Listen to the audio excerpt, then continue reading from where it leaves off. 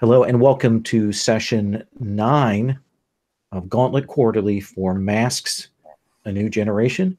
This is a part of the Gauntlet City Comics, Gauntlet Comics project that Rich Rogers has devised. And there are a number of GMs that are running in the sort of same shared universe. There are some people who are pulling that information together. In particular, I've been submitting news reports that Rich has been adding to his weekly little blog cast.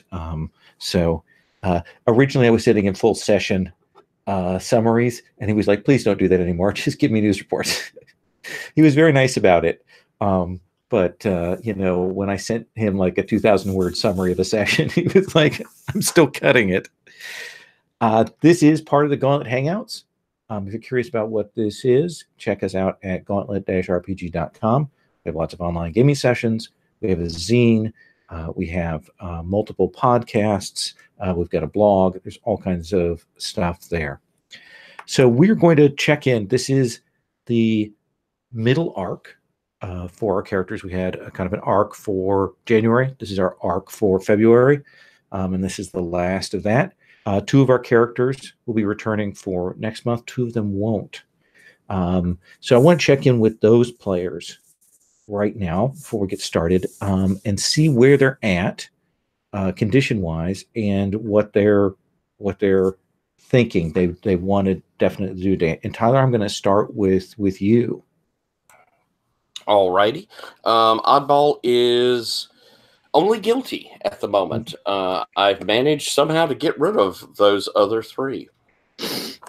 And guilty can be absolved by making a sacrifice to absolve your guilt. That's the sort of conditional status that you can do in a scene to clear that. Okay.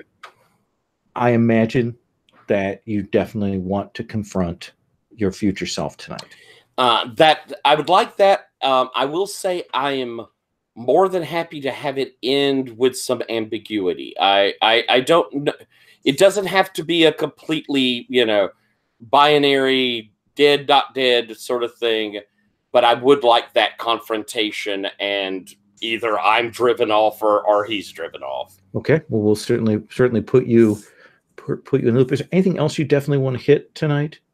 I would love to hit one of my future self things that are left, and I currently have marked they betrayed a close friend or ally, or they killed someone. That's something we know Briggs did, and if I reflect it, now I don't have to imitate it, I don't have to kill someone, I have to do something that reflects that in a way that it's going to hit me emotionally. So doing horrible damage to someone, or I don't know, trying to overthrow a team leader might be similar. Okay, we've got those on the table. In fact, I want to start with something referencing that when we actually get rolling here. Cool, where is collateral damage? Where, or what do we want to see from collateral damage? So collateral damage, what conditions do you still have hanging over you? I am angry. Which makes sense. Yeah. And of course, for you, it's hurting someone or breaking something is the way to clear angry. But I don't think I want to clear that. No. Because I got a move that I regenerate when I run out of conditions and I would get taken out or whatever. I think that's how it's worded exactly. Yeah.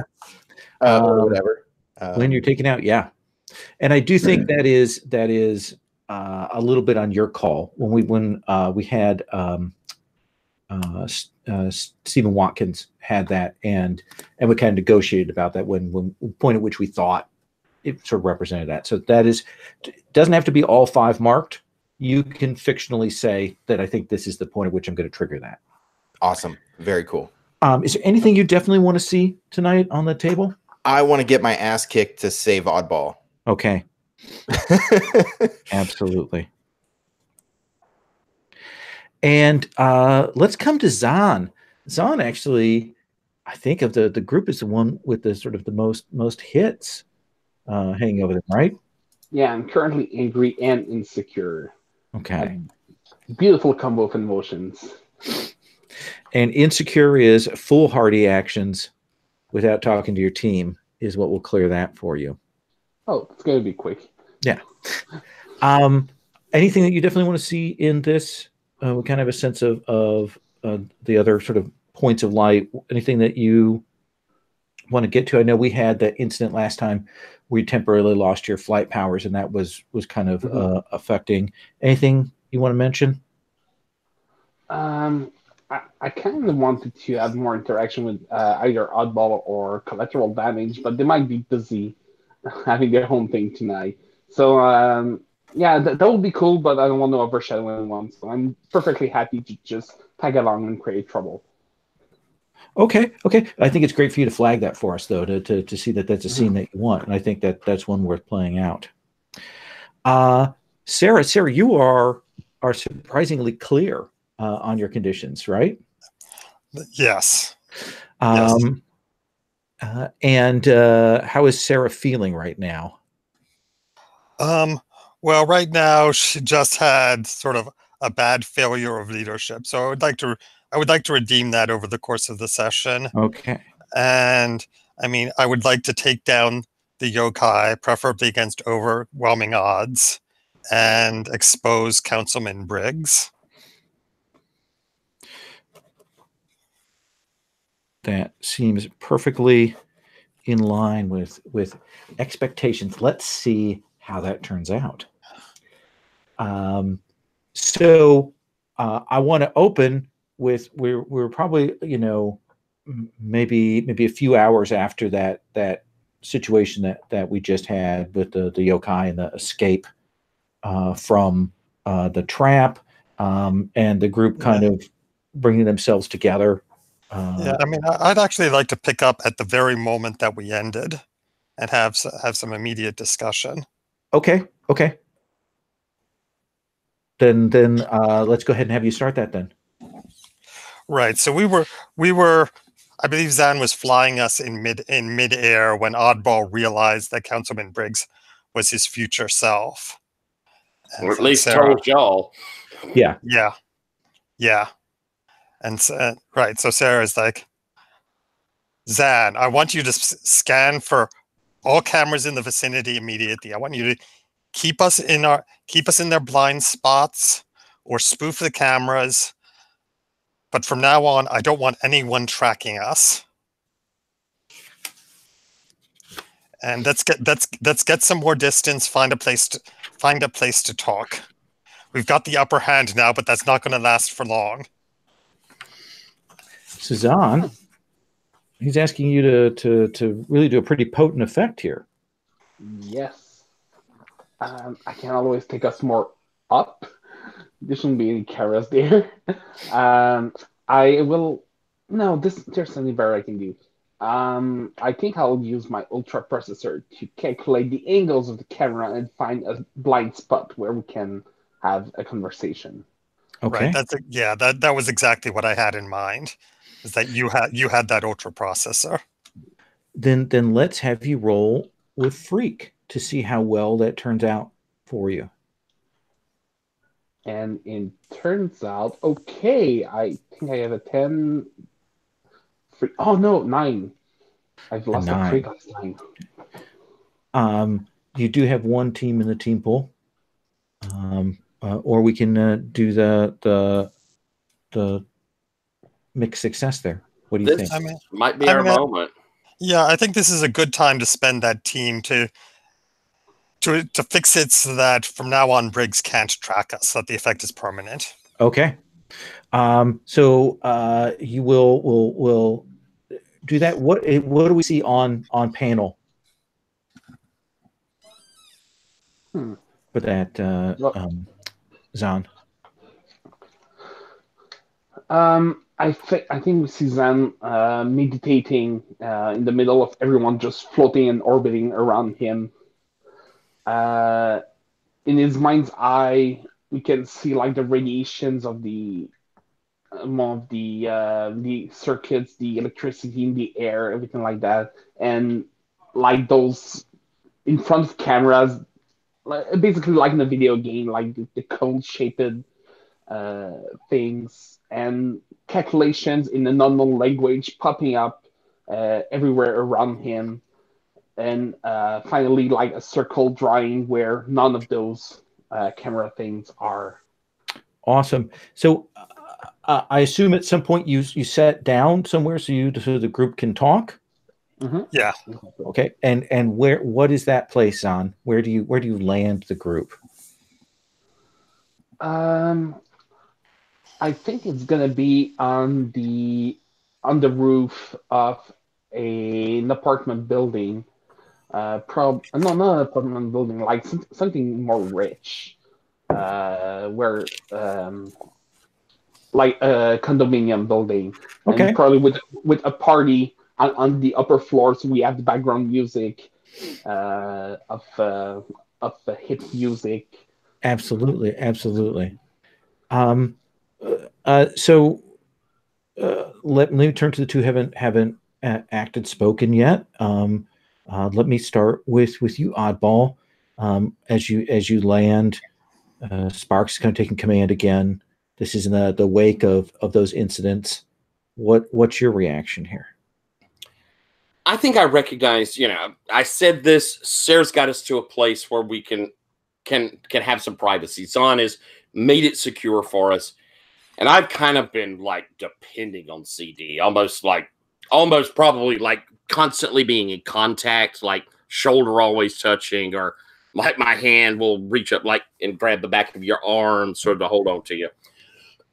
So as we sit down, I'm going to, look over there, recognizing the expectation, and spill all I know. I'm going to tell my team that I think that a split personality of Briggs brought me here. Briggs is me. What I've discovered is somewhere in the future, and I kind of look ashamed as I betrayed one of my own. Someone I cared about. And it's led me down a path. I think it was like shame. I think he was ashamed. I was ashamed. But I'll give the full spiel of it. I mean, do you know who it was? Maybe it was the real Councilman Briggs? No, it was someone closer. Someone. And I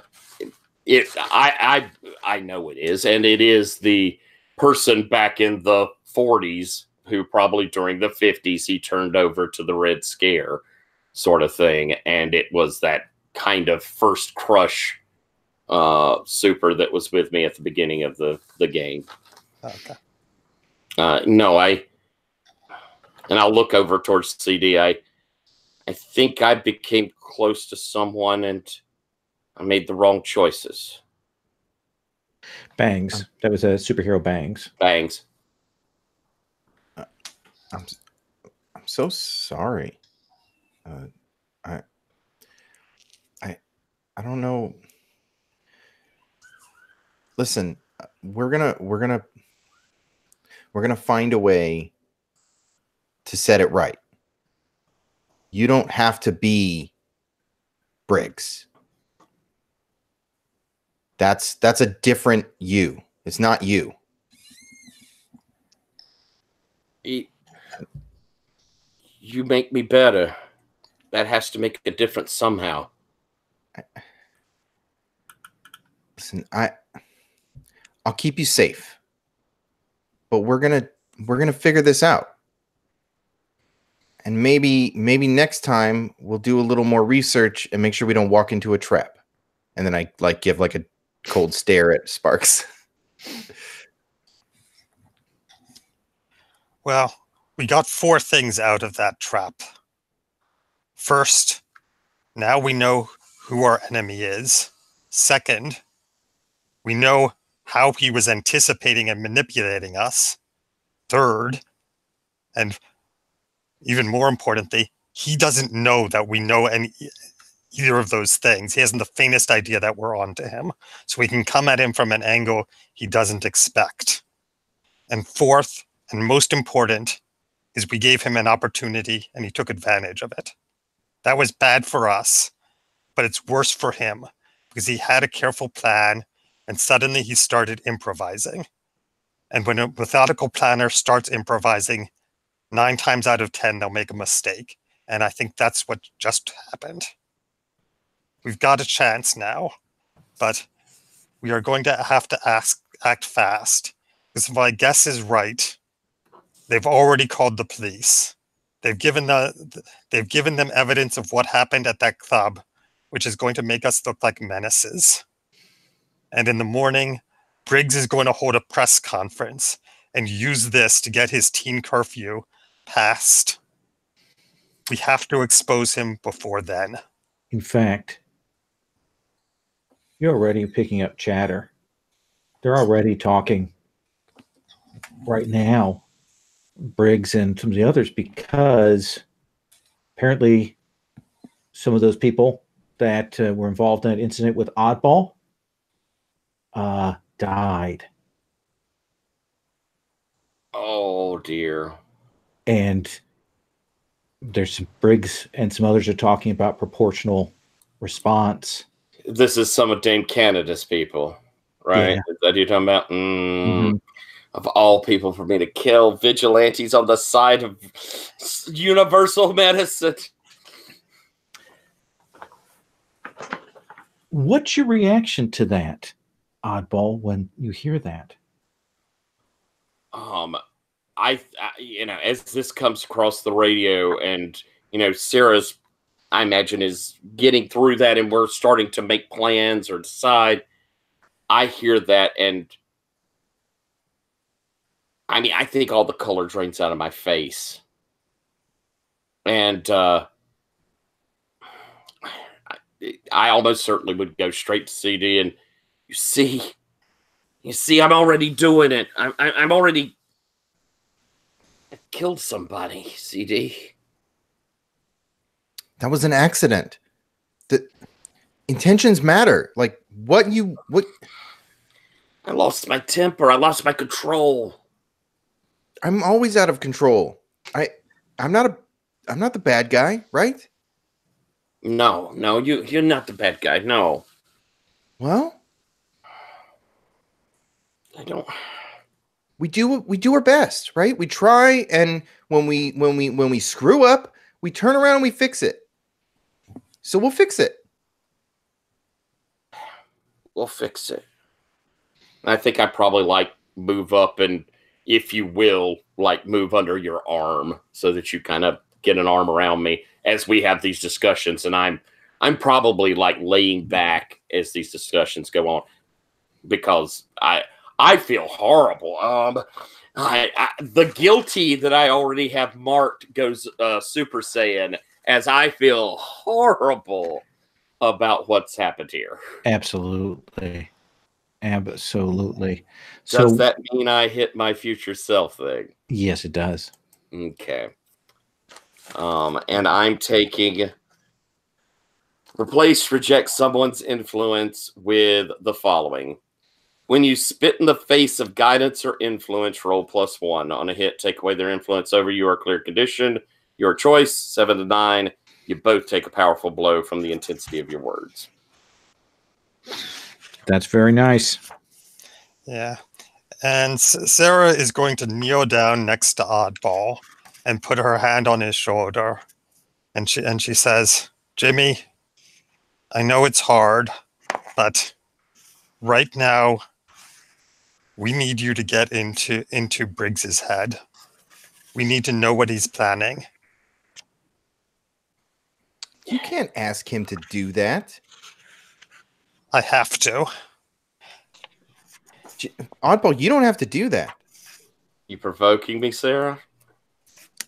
Interesting. No, I'm not provoking you. Okay. I'm appealing to you. Okay. Okay, All then right, I'm going to provoke you then. Okay. While you were talking, Zan was feeling a bit irritated, and at that point, he just stand up and say, "Cry out loud! It was an accident. You did some good, even if you did kill him. You saved me. I was toasted. Dinkana was going to get me. She only promised me to the ground once. She was going to do it way more. So You didn't do anything wrong, and get in that damn future you thing in your head and do something. So what is it you're trying to get them to do? Let's ask that. Let's get a sense. What does Zahn want to have happen from this interaction? First to get him out of his guilt and take action. So I know I cannot heal a condition. I know that. So let's look at this. So you're trying to do the comfort and support then to clear that, rather than say provoking. Yeah, I could do that in the term. Yeah, because in effect, it's going to have a similar thing. It's taking away. By guilty is a lot of what's causing me problems right now. So in effect, it could do similar things. All right, I'll try this. Okay. What's hurting? So go ahead and roll with angry mice. Mundane, and you don't have a penalty. Yes, I think so. It doesn't angry. Oh no, you're right. You do. Yeah. All right. Prepare to see me fail. Huh. 8. An 8. On a hit, they hear you. They can mark potential, clear condition, or shift labels if they open up to you. I'm going to clear condition. Okay. And I don't want to. I clear guilty. And I kind of reach over and I take CD's hand like, it's okay. It's okay.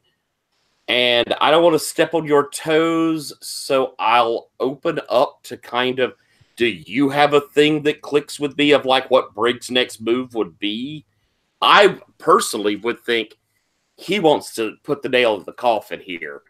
He wants to provoke us in some way. He wants to get us into trouble. One more hit, because I think he probably has figured out me, who I am, because my name's getting out there in the press. And I think he's probably wanting to put that last nail in the coffin. So somewhere here pretty soon, he's going to send someone like what's left of the Keijai? The yokai. Yokai. The yokai, yeah. Or something to really make a big boom. That's my thought. So that's what I would say, unless you have something you'd like to play with there. No. I think you're right. And you know, I think he's going to meet with them in person. Not all of them, just a few, because he wants to limit his contact. And that's our opening. If we catch him with the yokai, then we can prove that he's been behind this whole campaign the whole time. That would embarrass him. He'll probably run. He'll leave behind Briggs, and unless we can catch him.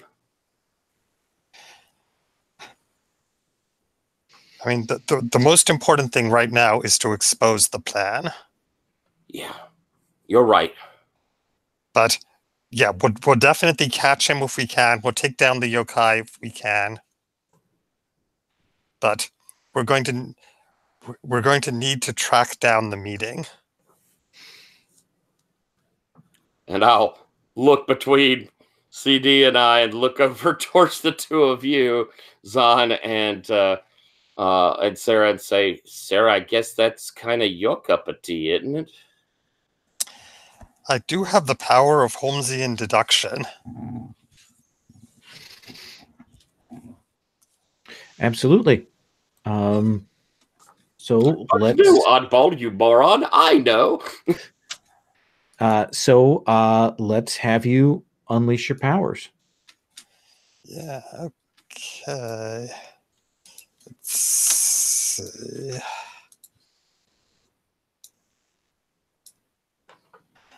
Oh, that's an 11.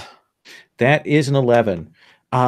So you will definitely get the sense that Briggs will, has given the yokai marching orders, and that they are going to likely be at this big press conference that Briggs has set up for middle of the day. That this is his, big push for that. I mean, it makes sense. He's got everything set up. The other thing being that Briggs has also contacted some of the Optimax heroes.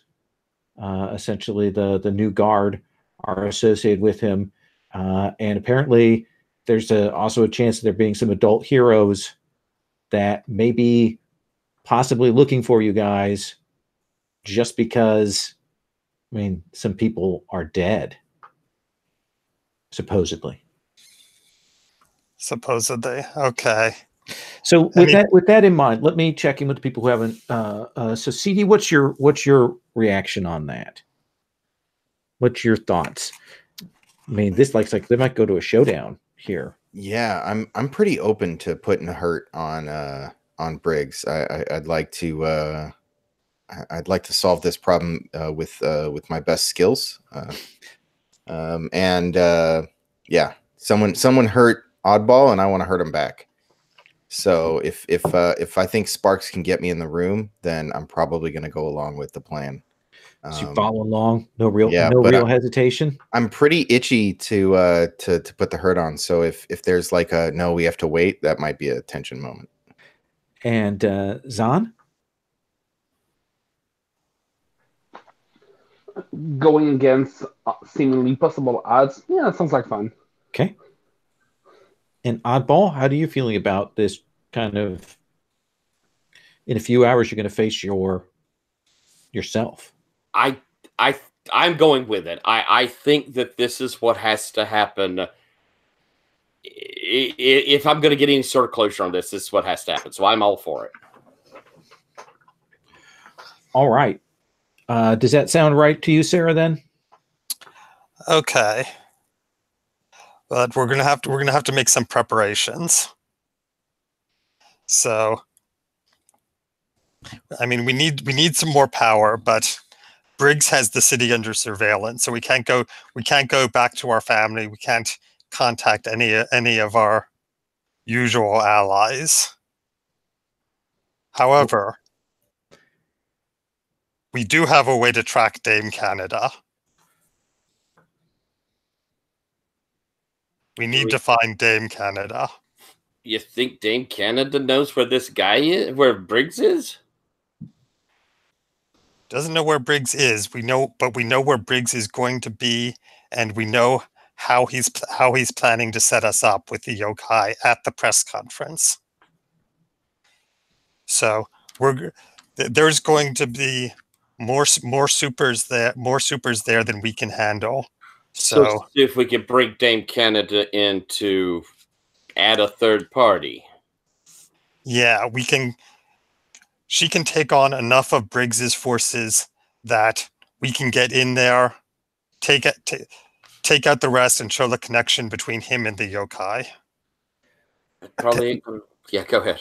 That's going to be pretty dangerous. I mean, last time she saw Oddball, they were trying to kill each other.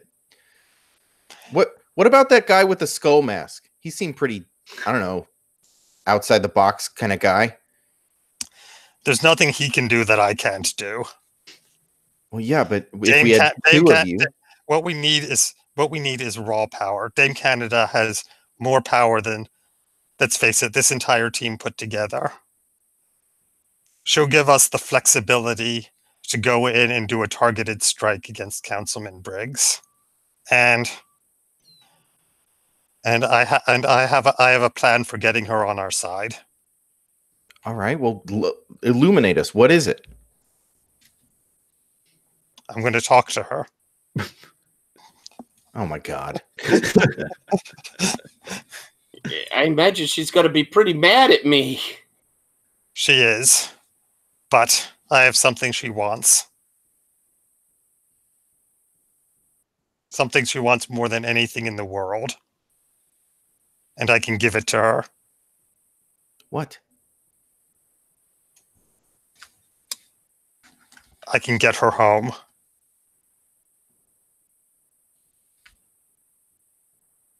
Oh. Yeah, Ooh, that's because if nice. you didn't follow, Canada has another dimension, so she needs to go home.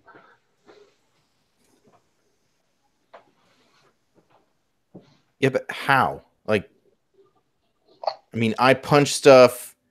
You, I don't know, think about stuff. Like, what are you gonna do to? Is that really something you can do? Blast someone Yeah. into another dimension? I have the device that sent my grandfather to that dimension in the first place. My family has it.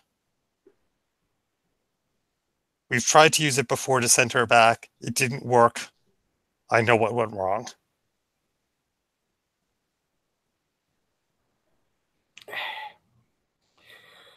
If you think it would work, it means you need to go talk to her. Yes, and we can't risk splitting up because Zan is the only one that's keeping us out of surveillance. I mean, Oddball. It's gonna be dangerous for you because she's going to be mad. But I think I can talk her down. Are you willing to take the risk? Yeah, I'm willing to, and I think I'll put that brave front on of, yeah, of course, for the team, yeah. I'm not. What? What? We're willing to risk Oddball for what? To Save maybe? Oddball, to save the entire team. Remember, after that press conference tomorrow, it's going to be too late. We're going to be, well, in more trouble than any of us can get out of. This is a damn fool plan. And if it turns into another trap, then I'm done. I'm done listening. You got one more chance. And if Oddball gets hurt, never again. One No. chance is all I need. I'll squeeze your hand and say, we'll be okay. We'll be okay.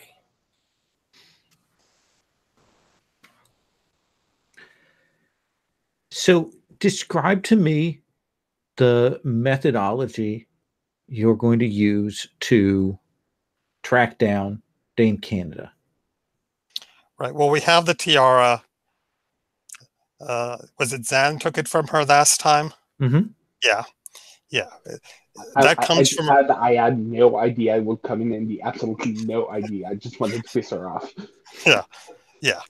Yeah. I mean, it comes from the same dimension as Dame Canada.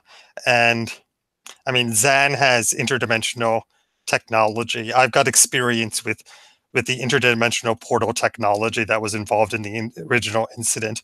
We can build a gadget that will track her because she's the only other thing from that dimension in this world.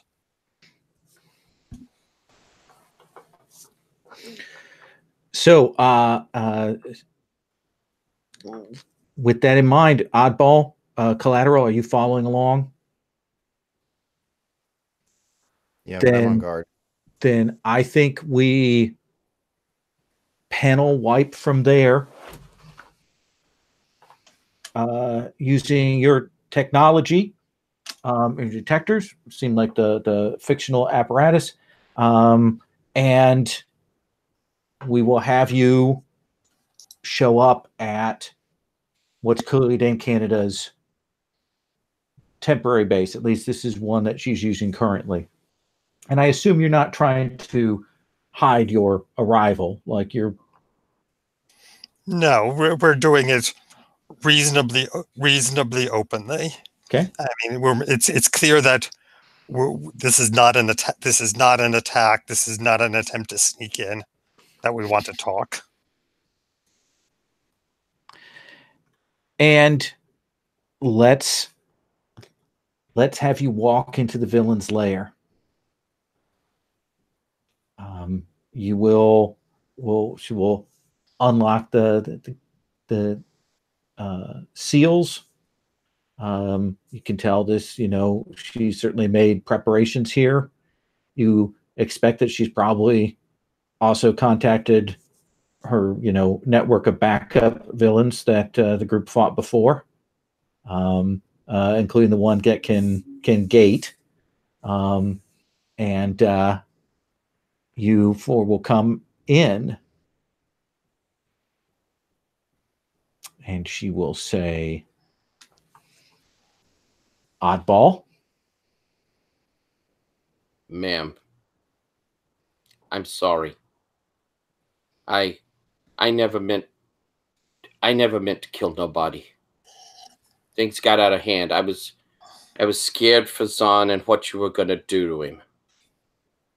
But I didn't mean to kill your people. You're younger than I remember. You remember? Have we met before? Oh, yes. I've worked with you before. When? Gosh, it would have been late 80s? In this world, or where you come from? In this world, I've been here well over 30 years. Oh.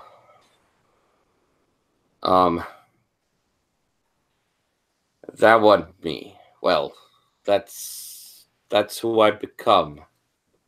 I'm like you. I'm not supposed to exactly be here either. You get used to it. I'm starting to, and I'll probably give that sort of shy look over towards CD. CD's sort of growling unconsciously.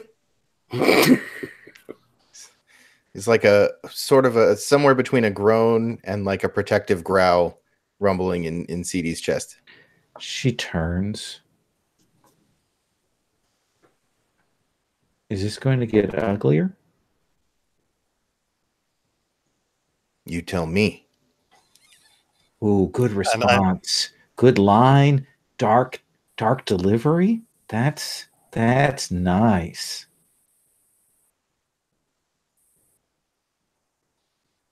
Nothing gets done until I get my tiara back.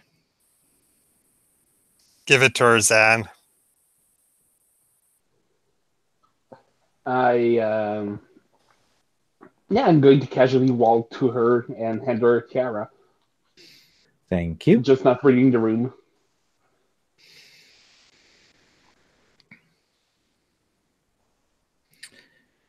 So, Oddball, a hero now, not a villain.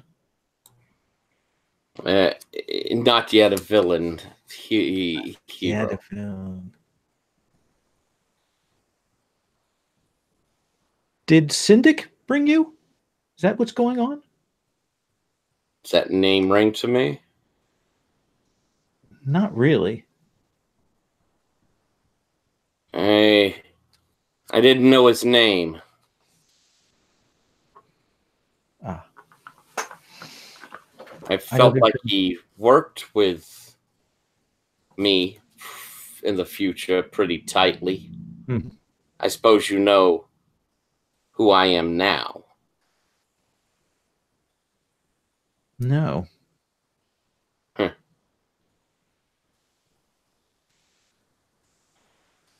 I'll kind of glance over towards Sarah, giving that opening. I give you a nod. Or you want me to say it? Yeah, I'm giving you that opening to try and come in here and lay your groundwork. He's taken over another man's identity. His Oddball, his future self, it's Councilman Briggs. Oh, that is precious.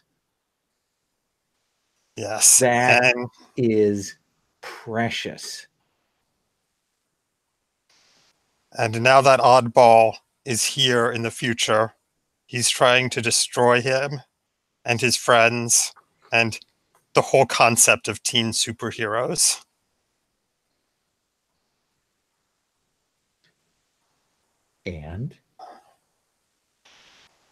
And we need your help. Oh my. The apple doesn't fall far from the tree, does it? No. I know. A long time ago, my grandfather asked you for help, and it cost you. It cost you more than anything else you had ever done, because you helped him escape your world where he had been trapped, and you found yourself trapped in ours. And I'm sorry that happened. But you were the greatest hero of your world. And even though in this world you're considered a villain, I think that deep down, that is exactly what you still are. The greatest hero of your world. And that is very true. That is very, very true.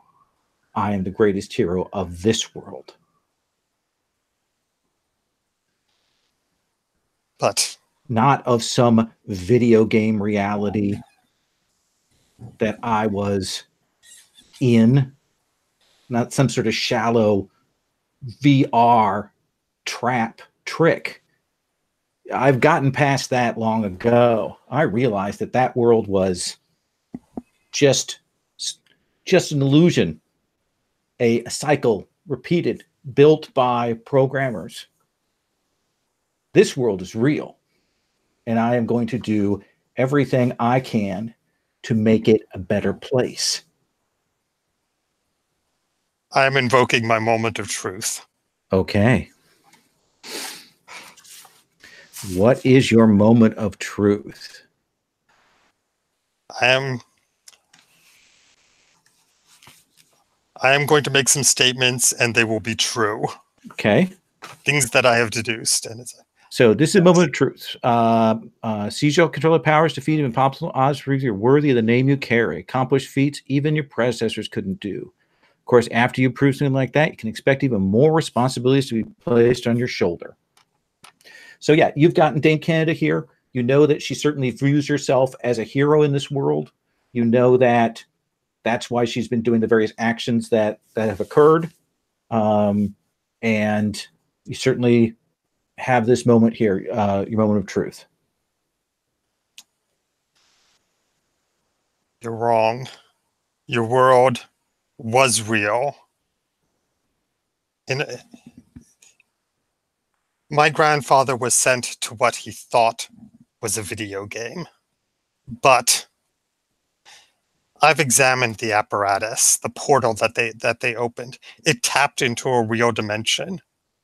The designers who were working on that game, they were copying something real. That world exists. It is still out there. And I can get you back. And that world still needs you. And our world, whether you believe you're doing good here or not, our world doesn't need you. Not the way your own world does.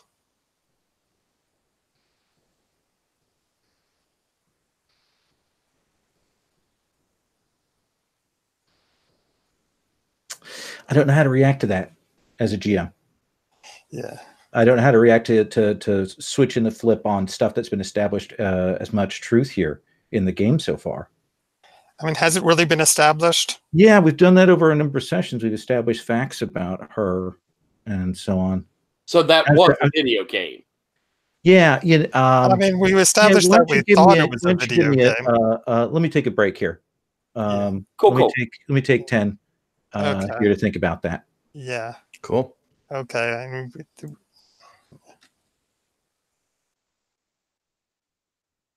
All right. Be right back.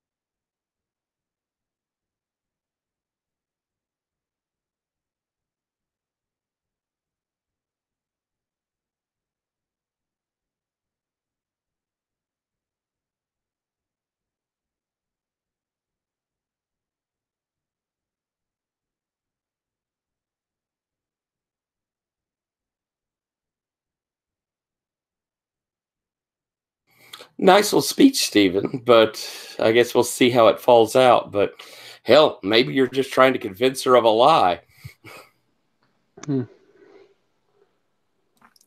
Yeah, I mean, I don't want that to be how it plays out. I wanted this to actually be a satisfying resolution to the Dame Canada thing, where she really wanted to go home, and I'm able to give that to her. Well, we'll see how that falls out. Yeah. Yeah. I'm not sure what I'm going to negotiate with if the whole rule is that this doesn't work. Well, again, you could try and convince of a lie. Right. Or you could believe it may not be true. No. If it's my moment of truth, it's true. It's true. Simon, I have loved Zahn. I think that is a nifty character. You've done such a lovely job with it.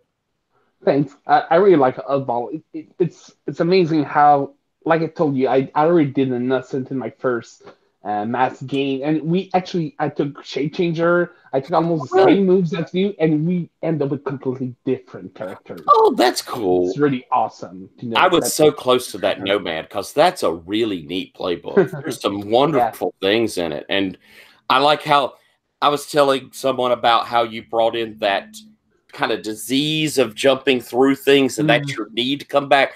That was brilliant. That was a very clever idea. Very good job. Thanks. You mentioned the other game that we played together. I'm not sure when. I'm trying to remember too. I know we've talked before, but I'm not sure we played. Have we not? I know I've watched games you're in, and maybe I'm confusing watching you play with having played with you. But because I also watched you play. Right, because I would have sworn at some point we played even like a one-shot or something.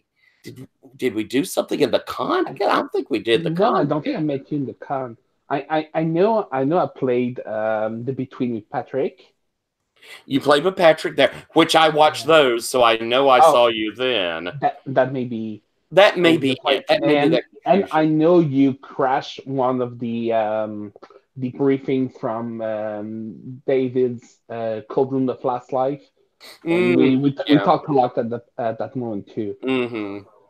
Maybe that was it. You get to where you watch people, you play a bunch of games, you watch people play a bunch of games, and you're like, oh, I know them, and you've never met them.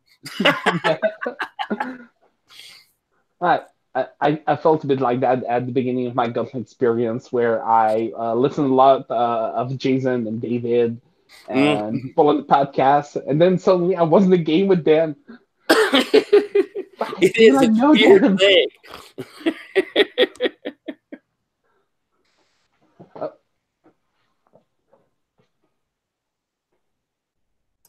So apologies. I don't usually get thrown like that. I think the last time I can remember doing that is when the players made me laugh so hard I passed out. So that has been a while. So what I'd like to do, not necessarily, I don't want to take away anything from the moment of truth, but I'd like to take it as a given that Dame Canada agrees to work with you, and take that as an established fact and roll forward on that. Is that cool with you, Stephen? All right, yeah. And I mean, if you decide that she does want to go home, we can agree that I invoked my moment of truth to make it possible for that to happen. And if you decide that I agree to give her something else, then we'll keep the moment of truth. I'll keep the moment of truth, and we'll figure out what that other thing is. Yeah, we'll deal with that. Or what we negotiated. So the big question here I'm going to ask you, I think the sort of vital point now is, so she's agreed to help you in this. What is it that you want her to do? I think basically keep out of sight unless overwhelming odds show up. I mean, our plan is we figured out that Briggs has set a trap for us, that he's going to provoke something with the yokai at this press conference. He's going to expect us to fight them, and we'll look back. and will end up looking bad. I think that was the result of the Holmesian deduction, correct? Yeah, absolutely. Yeah. So Yeah, we want her to be able to write in if we're getting totally torn to pieces. Exactly. The expectation is that Briggs will have set the trap so that we'll be faced with overwhelming force. And that has the And neat we want to have Dame Canada as unexpected backup so that his plans go wrong. and that has the kind of neat effect of, if things go sideways, it's going to put us in a position where we're teaming up with the more vigilante Robin Hood side of heroism as compared to the straight and narrow. So let me then, with that in mind, with that situation set up, you guys are going to have a few hours before Briggs's conference. And Zahn was able to do a permanent neutralization of the surveillance of you. So I want to do that time that you have before this is all going to go down. I'd like to do that scene, whether that's paired scenes, people talking to each other, or whether that's you realizing this might be really bad and talking to your family. I'd like to do that. And let's start with CD. I think CD has had the most baggage in some ways. I think I want to sneak a scene with Zahn. Okay, then let's do that scene. I want to get Zahn away from Sarah though, as much as I can. Okay. Zahn, how could he do that? Yeah. Just tell me, hey, Zahn, I want to talk to you. It's actually pretty easy. Pretty easy. So I think CD thinks he's looking like real sly, but really he's like doing the thing where you sort of like walk really, just like I'm being casual. This is how people walk when they're being casual. Over to Zahn. Hey, Zahn. Do you have a second? Yeah, of course. Hey, I wanted to ask you like a quick question, just maybe here, walk with me. Okay. Or I guess float with me. Yeah, that's fair. Look, I'm not 100% sold on Sarah's plan. Okay. I'm gonna go with it. Like we're gonna go with it, but I just feel like maybe we need like a backup plan. And Okay. we haven't really gotten to do a lot of stuff, but you've got all this like crazy tech, right? Mm-hmm. So do you remember that dude with the skull mask? Yeah, I remember him. He was kind of cool, but was a bummer at the end. I just realized that you're flipping your cam because you're upside down. Here's what I'm thinking. Maybe like, could you contact him and maybe just get him to like be backup? Like just do the creepy thing, right? Like just hanging out on a rooftop somewhere, and then if shit hits the fan, like he can jump in. I guess I could, but I think it'd be better if you did it. It was pretty interesting. You. He was? Yeah. Oh, well, I only met him the one time. Well, you left quite an impression. I do that. I mean, usually it's a fist print, but I can try to find him for you, but I think we'd have better chance of helping if you ask him. Yeah, totally. I can do that. I just didn't know how to get a hold of him. So, but I don't want Sarah to know because I don't know. Every time I bring it up, she gets all pissy again and like just shuts it down. And it's like she doesn't even want to hear my ideas. Okay. I haven't really seen that side of Sarah yet. On my part, she's very caring. She brought me a hot cocoa. But yeah, I mean, that's kind of nice. yeah, it is. Yeah, no, I know a place where when he hangs out, so Hey, maybe there. this might be weird, but you're kind of freaking me out. Could you like reorient or something? No problem. Whew, I'm thanks. still following them. Thanks. Yeah. So just let me know how to contact that guy. Did you know his name? I just saw it like Skull Dude. Night Stalker, something like that. Something freaky. Oh wait, no. Did Sarah say it when we mentioned it? I think Sarah said his name was like night something. Nightmare. Yeah, I think it was like Nightmare. Was it? Could have been. I don't know. Or, if you yeah. if you can find him, like patch me through. All right, perfect. That's I'll do the that right. for you. Yeah, those are the words. Hey, we don't actually talk a lot, but I'm really impressed with you. I don't know. Like, I just wanted you to know that because we're gonna go into something weird and it's gonna be freaking crazy, and I just wanted you to know that you're pretty badass. Thanks, I guess. Yeah. It's not that weird for me. Everything's pretty normal around here. Yeah. I mean, you're the weird thing, but I mean, like, in a cool way. Yeah, thanks. Yeah. All right, cool. Look, I gotta get back to Oddball. He's kind of freaking out a little bit about this whole thing. Yeah, you go. Okay. CD, does that rise to the level of comfort and support for Zahn? Am I? Yeah, I think so. If you feel we can have you roll if you want. Yeah, because I'm trying to take the team. So let's see. I roll plus mundane, which I am super good at. 0. Let's reroll selected. Oh, good. Snake eyes. Snake eyes. So you will not succeed at that. Yeah, problem's not. Oh, hey, I get to mark thing though. Potential. Yes, you do get to mark potential. I think what we see off panel is a shot of Night Terror and him listening in on the conversation. I think that is my off-screen badness moment there.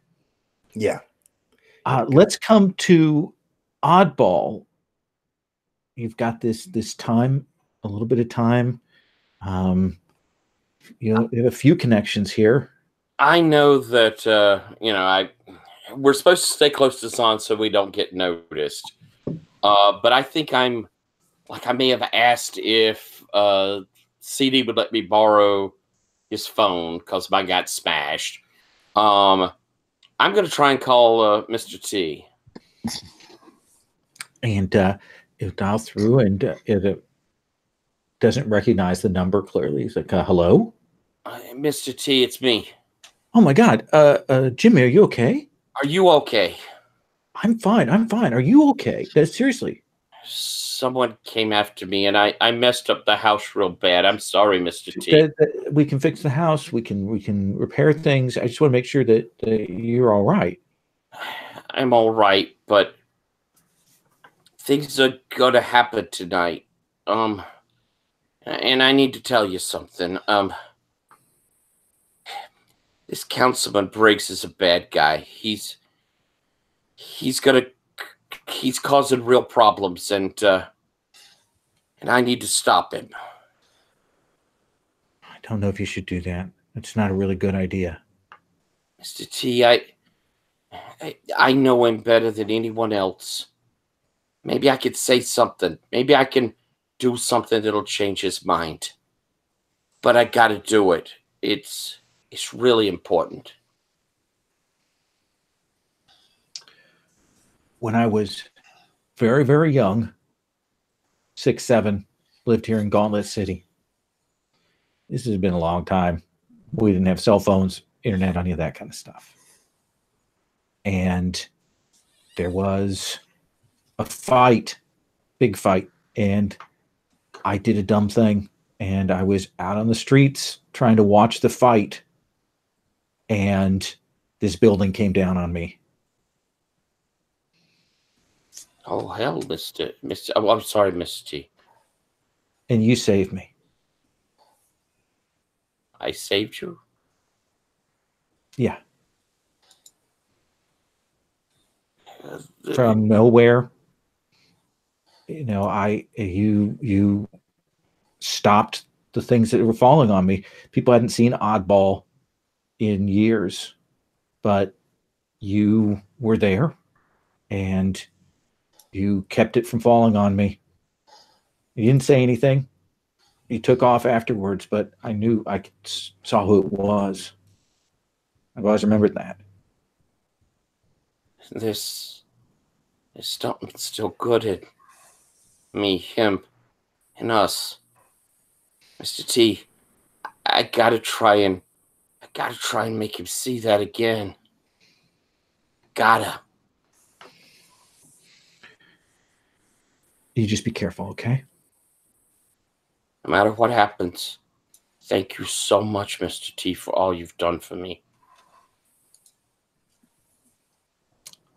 I will see you. Yes, sir. And he will hang up.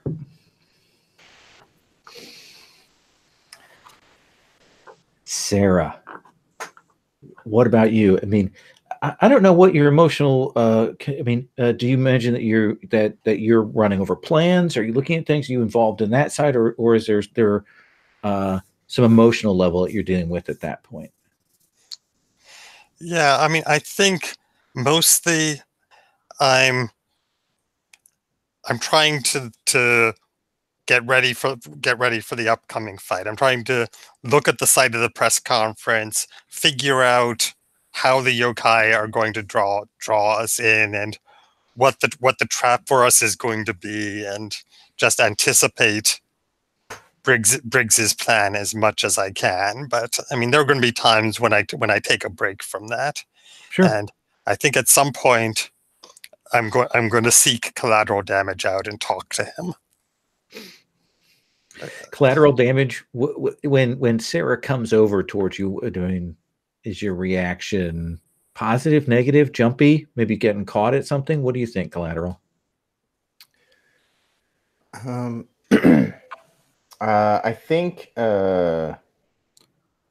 think probably annoyed.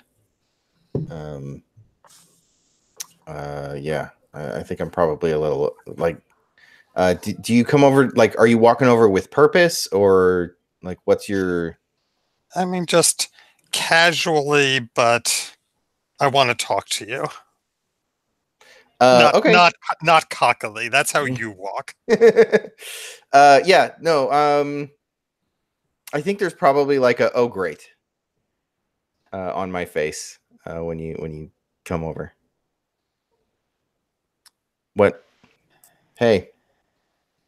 I just wanted to clear the air before the press conference. Yeah. We can't go into this fight not trusting each other. And I know I ride you pretty hard sometimes. And I've tried to hold you back.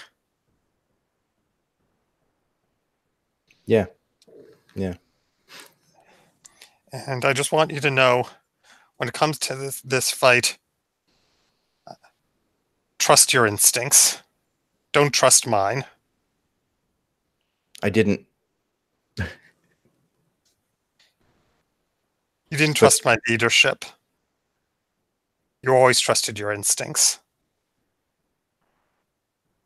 Yeah, maybe I didn't give you a fair chance, but I mean, in my defense, things haven't been going great lately.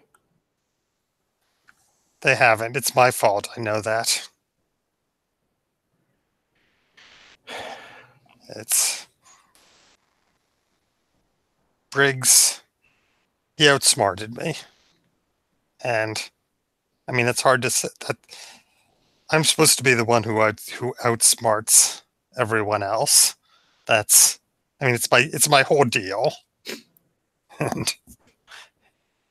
and he got the better of me, but that ends tonight, right? You know, I'd be pretty pissed if someone outpunched me. It's gotta be demoralizing to get beat at your own game. And Yeah, honestly, but I don't know. Look, I'm scared. Yeah. I'm worried about what's going to happen to Oddball, and I'm worried that our confidence is going to bite us in the ass, because I mean, God knows that's my MO, right? But I guess let me give you a piece of advice that someone gave me once. If the wall looks load bearing, it probably is.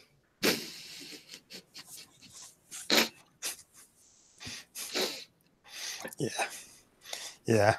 But you know what? If somebody had laid you out and you knew you were about to get a clear punch at him, don't you think that would feel pretty good? Yeah, and I'd take it in a second. Yeah, that's how I feel right now. All right. I think we've got this. CD puts his hand out and says, "Let's go punch him in the face." Yep, and I shake his hand. Do you want to comfort and support? Do you interpret Tyler? Do you interpret that as comfort and support? Me? I don't know. Well, maybe, but I kind of want to keep my condition because you have choices. You don't have to clear. Oh, there's other things in comfort and support. Yeah. Yeah. I think so. Okay. Well, that is an 11. Oh wow. Okay. Yeah. So we'll add another team to the team pool, so it goes back up to having 1 before the battle. Let's do the team. Kurt, do you want to mark potential or shift labels? I can shift my own labels, or I shift their labels. I think shift your own labels. Yeah, you can shift your own labels. I'm gonna get dangerous. Okay. Bumping danger to 3. I'm gonna bump my mundane down to -1. Oh, okay. That's my man.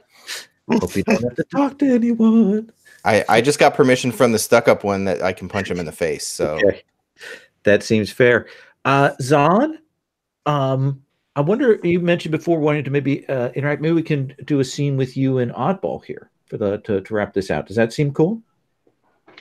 Yeah, but right now I don't know what could do with Oddball. I had actually another idea. I think we had a pretty good scene earlier anyway. Sure. I want to go. I think I want to go back to the Panterac. Let's see a little bit of Zan's background. I didn't quite catch what you said there. The Panterac is the interdimensional place. Oh, okay. Where I used to belong. I think if somebody knows where to go, it's always right around the corner. Okay. And my goal is to consult the person, say, Meteor next, about the upcoming battle. Oh, okay. If you're cool with that. Sure. Do you think that's a move, or are we just doing a scene there? I think we should do both. I'd like to have a scene with me shifting a bit the dimension, and that will definitely trigger my move I had calling the cavalry. Okay. So yeah, let's have you roll plus superior.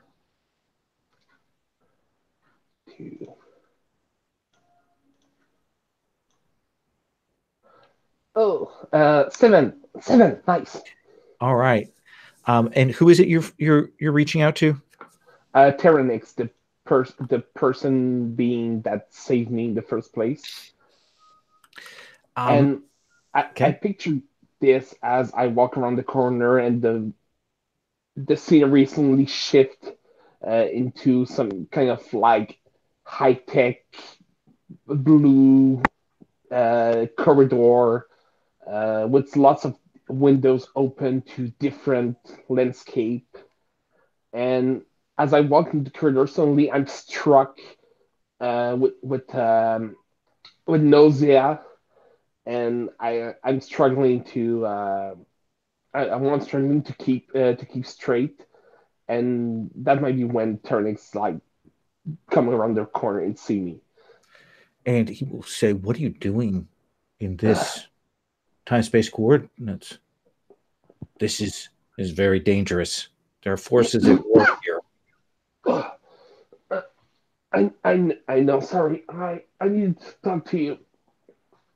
This is not a good time. My nemesis, the Imperionics, is maneuvering here in this set of coordinates. Gosh. No, sorry. Please don't throw up on my shoes. No. I'm sorry. I need help. Where I just came from the. I've met people. Okay, I've met people that are actually worth giving a damn about. And now You smell very three-dimensional right now. Yeah, I know.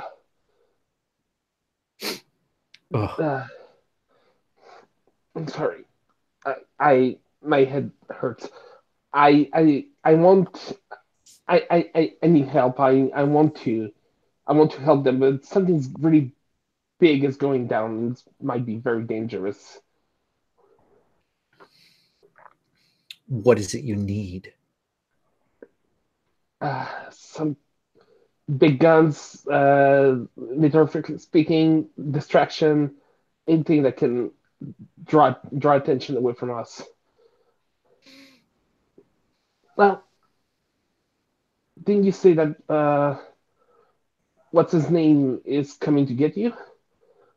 I am currently engaged in a battle with the Imperionics on at least 11 different dimensions. Oh, one of them might be a third? You want me to leak a portion of that battle out? Oh, there's this like tiny skirmish in the sky. That might do the trick.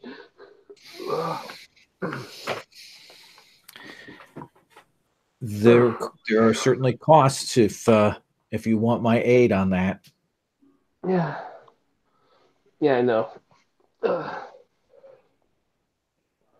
Just tell me what I need to do. Quick, I need to return.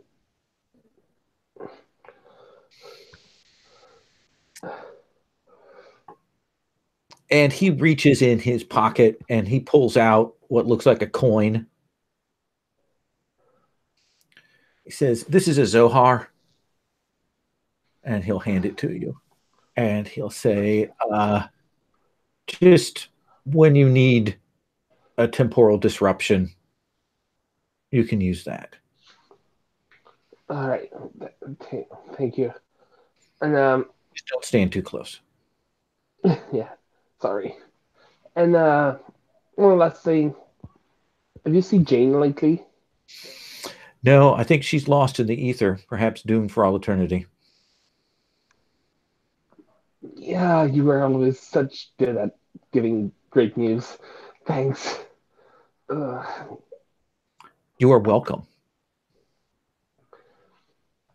Yeah, thanks for the help. I really need to go back. Yep, please. My shoes, steps. And he'll kind of fold the corridor back such that it will drop you back into the world. It kind of turns it and drops you down back in, even as it folds up. I hit the ground and I hate it. But at least I I get my equilibrium back. So we cut to big public gathering. We can see that there are a lot of people that have turned out. Briggs has been riling people up for weeks. There are both sort of anti-supers demonstrations, but also, police, who don't believe in teen superheroes, and mothers groups and things like that. So it is a substantial gathering here of people that he has for this. And they've got a big public stage. There's standard security, that kind of things, and he's certainly got some people who were in various recent incidents and things like that up to talk. So let me then ask you, like, where are you going to start? What is the plan? Can I say something real quick as we're going to the plan? I'm guessing we're somewhere looking at this, figuring ourselves out. But as we're up at the top of, that close to moment of truth, I'd like to come over to CD and say, I don't know what's going to happen, but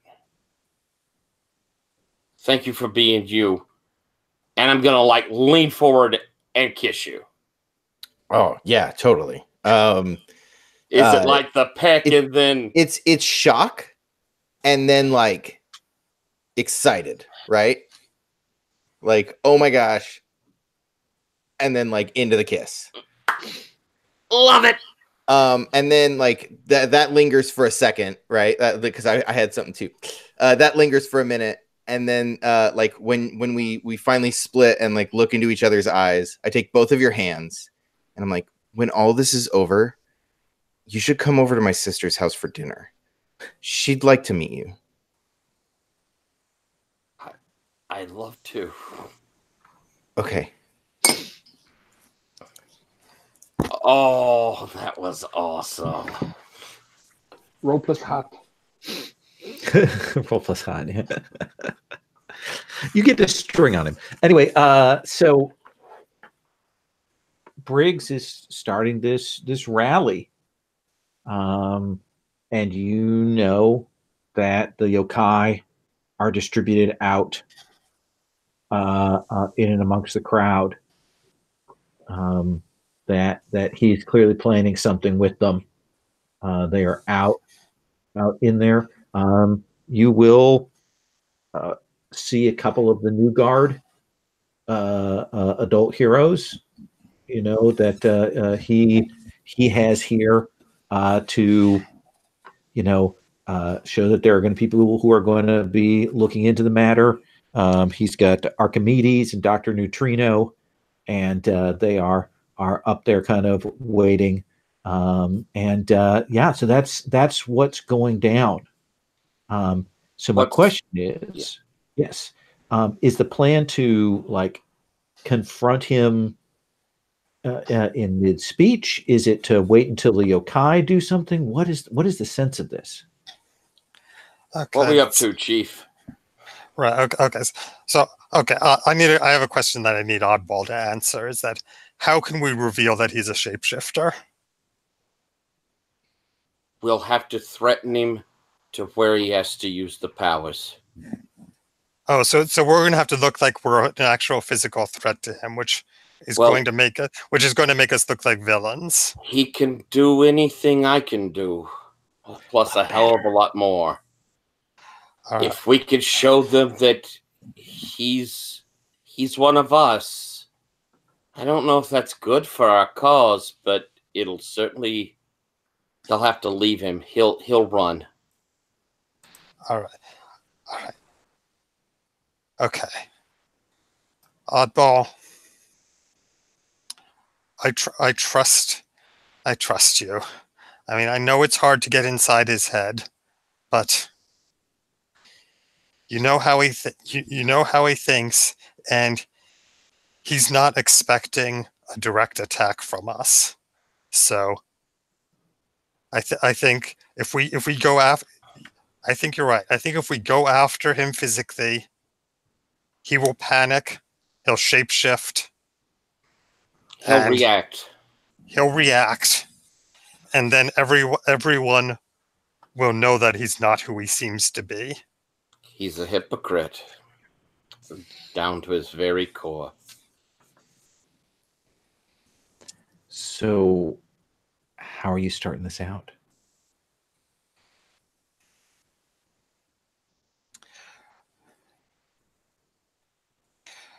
Right. Well, we know that he's planning something at this meeting too. We worked that out.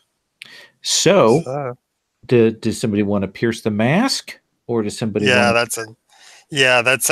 think we need to get some more information, assess the situation, or pierce the mask. So, yeah, I'll try to. Should I try to pierce the mask, or do you want to do it, Tyler?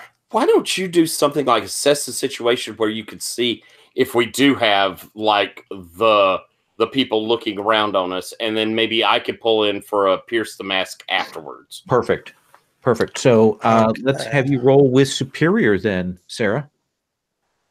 All right. 10. 10. So you get 2 questions. What here is in the greatest danger? Everyone standing around. Briggs / Oddball has no care for civilian casualties. Yeah, it's been demonstrated repeatedly. He's probably going to kill everyone here. Okay, and how can we best end this quickly?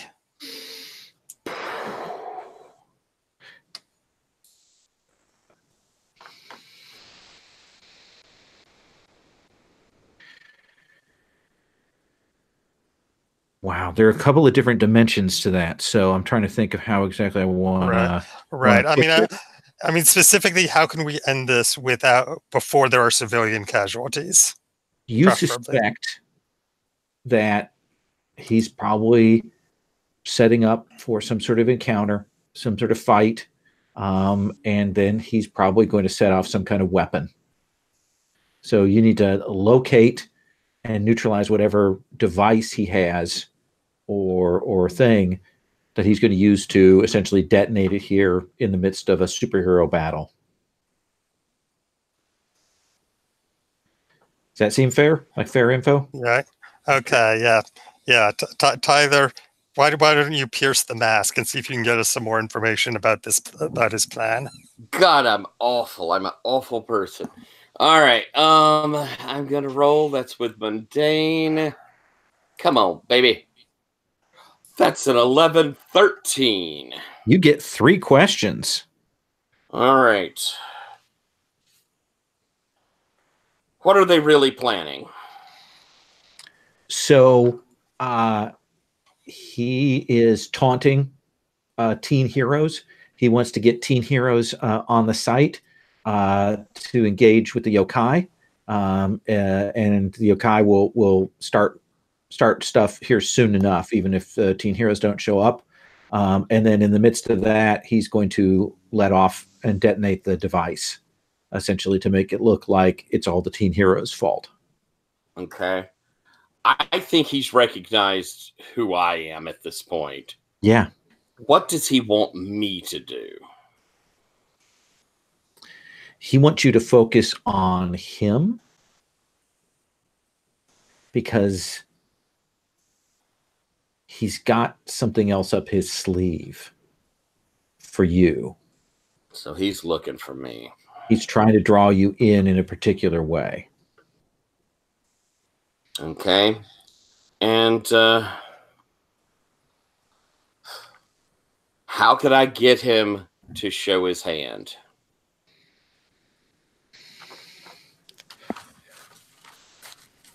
You're going to have to beat up both of him. Mr. Sneaky answer there. Both of him. Yeah, there's 2 of them up there. He has complete body control. There's two of them up there. So so I recognize they're like two overlapping, or like you see Briggs and you're like, there's something about him that says to you, there's another one of him. Like he split off one of those personalities as a backup.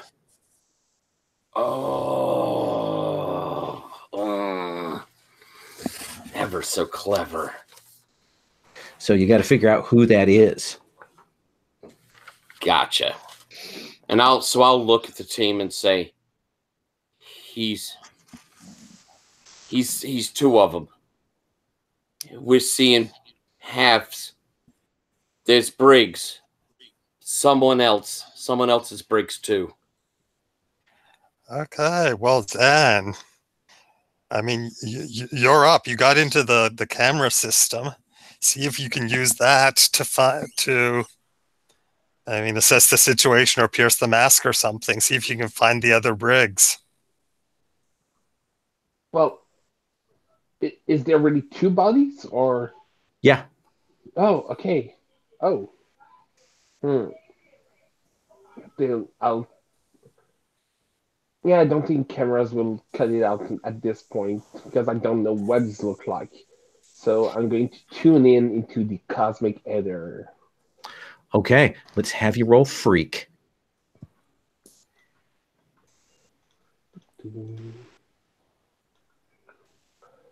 7. I'm barely made. Delicious. On a hit, you come up with a new and interesting insight. I think that what you will see is that he's got some other people up on stage, including a council person who spoke against him earlier in one of the news reports, Jessica Okane. And, it's often really hard to mimic body language to get that right. And there's something about the way that she moves and the way that Briggs moves that tells you that's both of them are him. They have the same manner, the same way they hold their body, all of that. Does that seem fair? Yeah. Collateral damage. They're checking stuff out. They're looking at things. They're investigating. Collateral, what are you feeling right now? So I'm just like looking out over the whole thing. I'm watching poor Oddball try to like deal with the this alternate self thrust upon them. And there's nothing to punch. And I'm gonna scan the skies and see if Zan got a hold of Night Terror. I'm gonna look to the rooftops and see if or if anybody, like any other heroes, are here too. We definitely know that that Dame Canada is somewhere in hiding. Let's have you. I don't think I need you to roll for this. Okay. Right? I think you will look and there is that bit of that sort of darkness that moves across the edge of one of these rooftops, the flash of a skull for a moment. Yeah, definitely Night Terror is here. Whether he's here for Briggs or whether he's here for Dame Canada, you're not sure. Oh, I didn't think about that. I think I'm gonna slip back and try to go catch him. Okay. I think it's a great scene if you catch him. So yeah. So rather than rolling, so and of course he's your Dark Knight vigilante, so he knows you're coming. Yeah. And as you kind of get up to the rooftops and there, and you will hear collateral damage. Yes. I try to mimic the voice. You don't have to do that. Everybody does. You don't have to do that. Okay, but it just sounds really cool, and that's fine. It does, doesn't it? Yeah, I mean it's a little okay. Listen, you and your team should leave. This No, we situation can't is leave. too dangerous. Yeah, but you don't understand. We have more information than anybody else here. Look, I'm nervous. I'm worried, right? That our plan might be a little iffy, and I'm worried about my friends, and I need a backup. I need an ace up my sleeve. Think Canada wasn't enough? Damn it, I don't trust villains. Well, you're showing some good judgment for once then. I always have great judgment. I don't know what you're talking about. What was that? Nothing. I just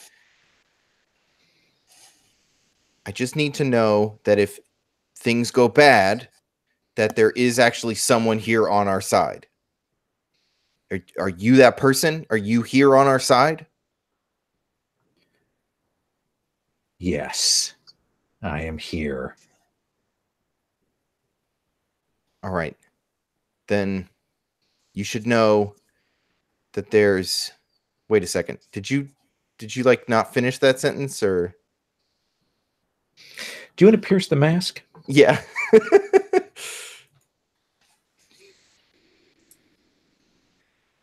Let's have you roll mundane. Yeah, that's a 605. 5. Oh, mark some potential. He says,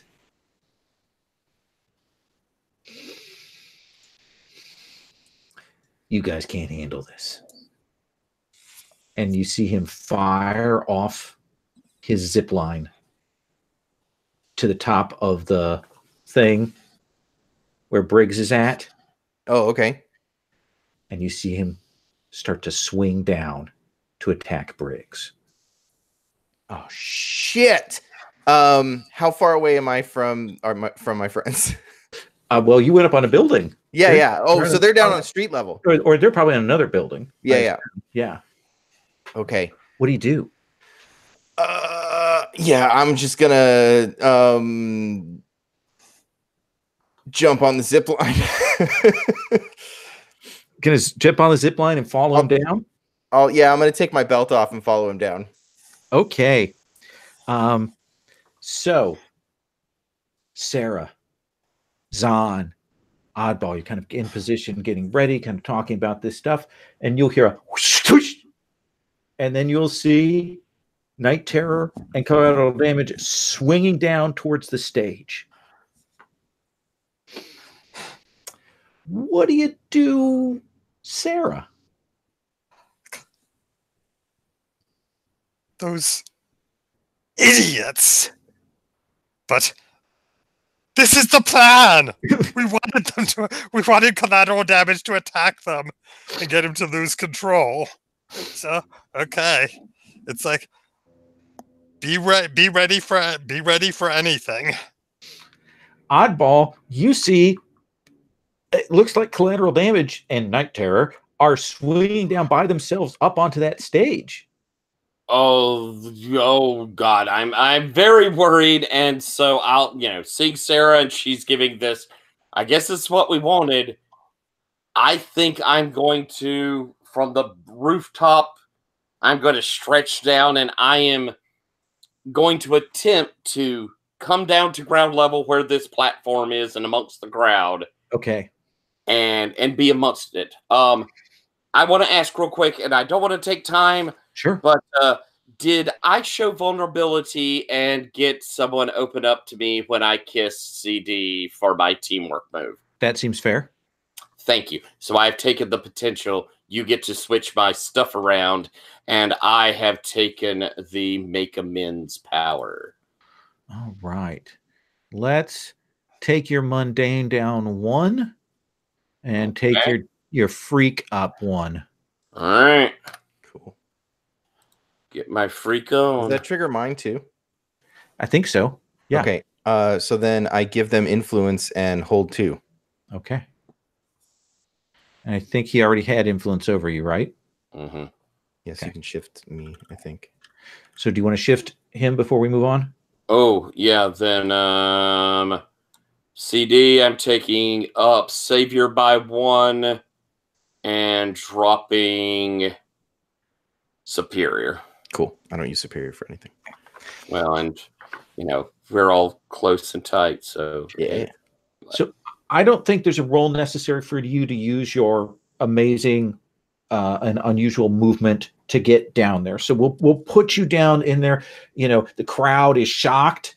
There's security there, and they've all heard about Oddball having been, on this teen hero on a rampage. So people are kind of pulling away from you.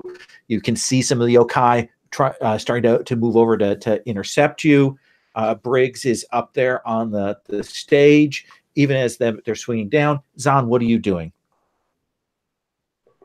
Okay, we know that the new Guardians are nearby. The world media is on them, so I'm going to draw attention out away from this whole thing and summon use the Zoark that Tyrannix gave me. Okay, where do you want to throw the Zohar? Here on top of the roof, or what? No, I'm going to go high, more high enough in the air to really put this thing in the sky. Okay, then in that case, this is going to be you unleashing your powers. Unleashing my powers.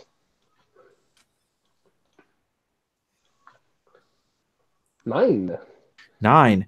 So you can mark a condition, or it will be temporary or unstable.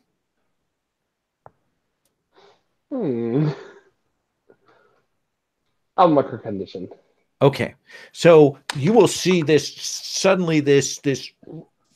rift in the air, and we see all kinds of images in it. We'll see this device, Sarah. You'll recognize it as that time probe of overclocks, and all this stuff sort of shifting and crackling around in this weird sort of after images in the air that suddenly all the cameras and stuff are going to be focused up there, just because it looks like someone has opened up a temporal wormhole in the sky there. So, collateral damage. You swing down. Your weight unbalances Night Terror, so he lands and rolls and doesn't land by Briggs. And you will see essentially Archimedes and Dr. Neutrino getting up to move. What do you want to do? So I want to start do the swinging back and forth thing, because I'm assuming that so I want to swing around and do like a flip and land like superhero landing in front of Briggs. Okay, yeah, you can do that. Are you gonna attack him or what? I think I'm just gonna. Oh no, I'm gonna threaten the shit out of Briggs. So I'm gonna land like fighting pose, look right at Briggs, and say, with the gravel voice from Night Terror.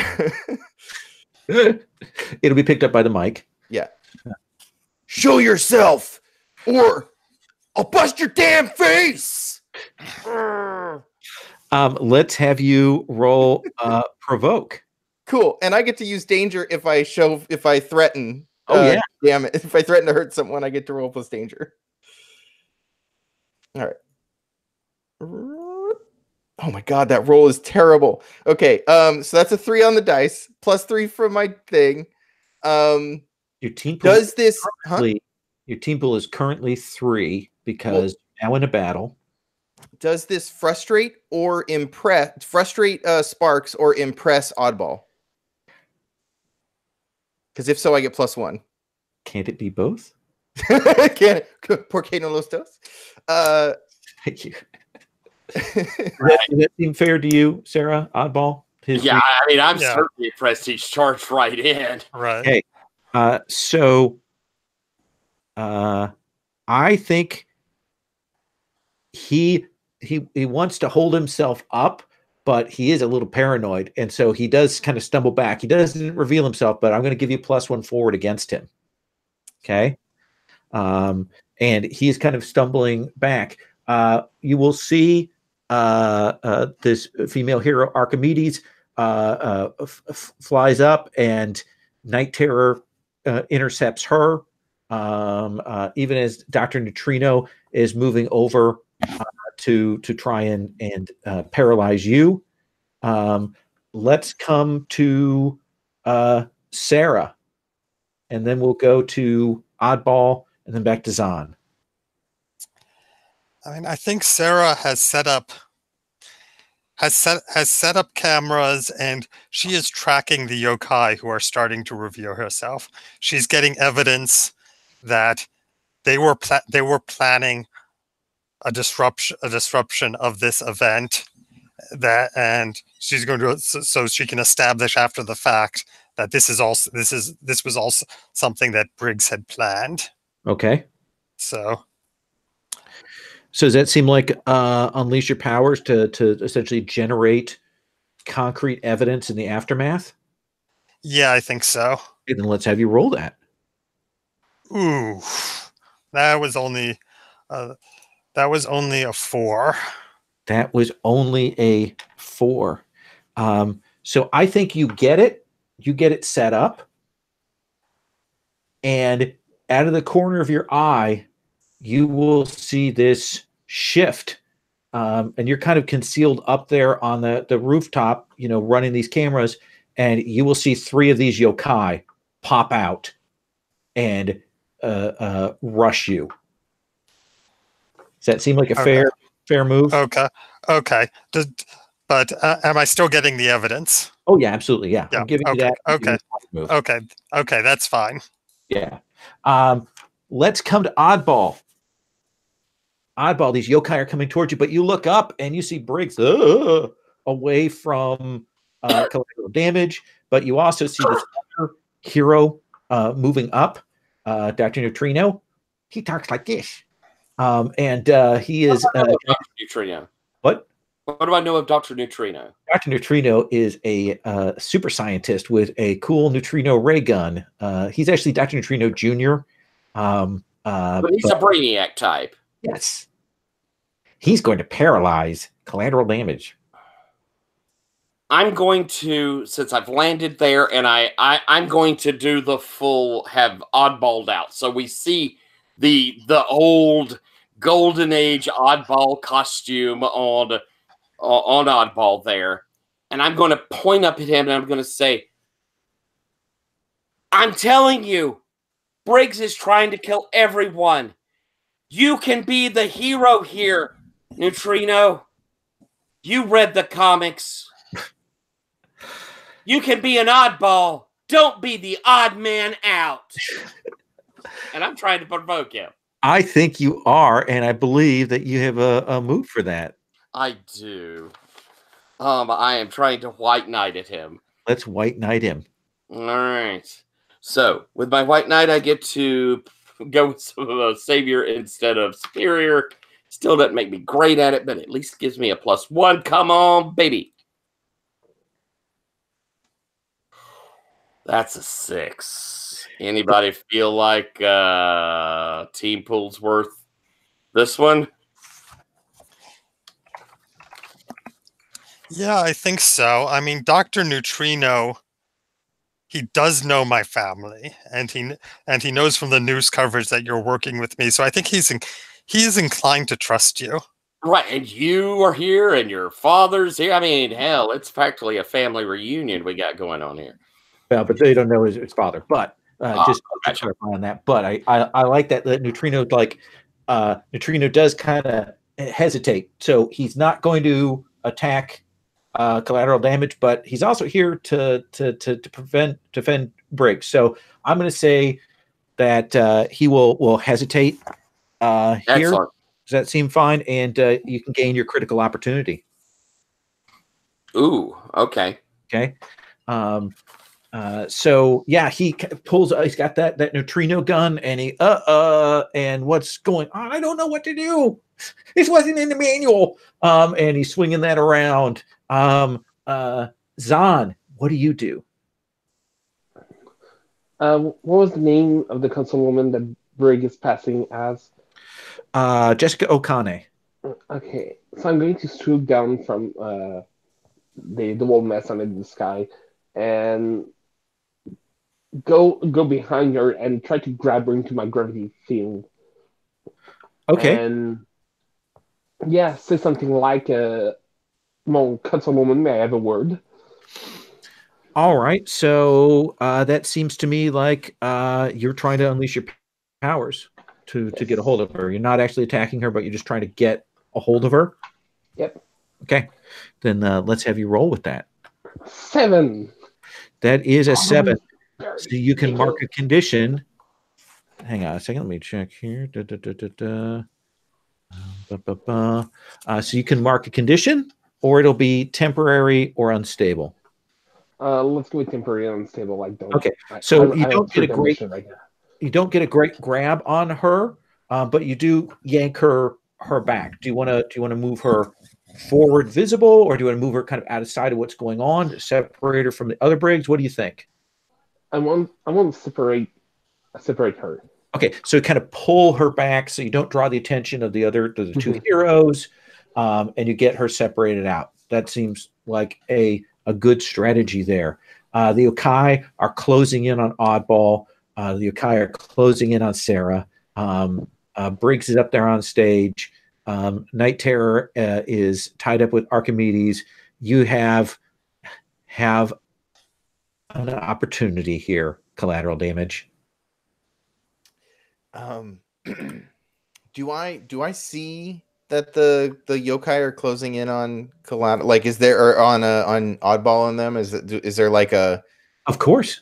Okay. That's distracting to you. Yeah. That's so like I think there's this moment where I can see it clearly in my head. Like I'm gonna grab Briggs and then like just throw him through the stage. Okay. And then I look back and I see Oddball, and they like these yokai are coming in. And I know that if I let Briggs get away, it'll be worse for Oddball than a beating from these yokai. And so I go for Briggs. Oof. Let's have you directly engage a threat. Oh yeah, and I'm gonna do some collateral damage because this stage is coming down. Let's have you roll it. All right. Sneak eye. Oh, look at the 8 on the dice, plus 3 from danger, and then I don't know, whatever else. You get then, and your collateral damage. You shattering the stage. It will explode in pieces. The back stuff starts leaning. You know, it's those metal girders and the lights that are on them. The whole thing is shaking. So you get 3 picks then. Oh yeah. Okay. So let's see. What are my options? Resist or avoid their blows. Take something from them. Create an opportunity for your allies. Impress, surprise, or frighten the opposition. Okay. So I'm definitely going. I want to take something from them. I want them to have to Hulk out. I want them to have to change their shape. So what is it you're taking from them then? Their mask. Interesting. Okay. I don't know if that's a thing I can do.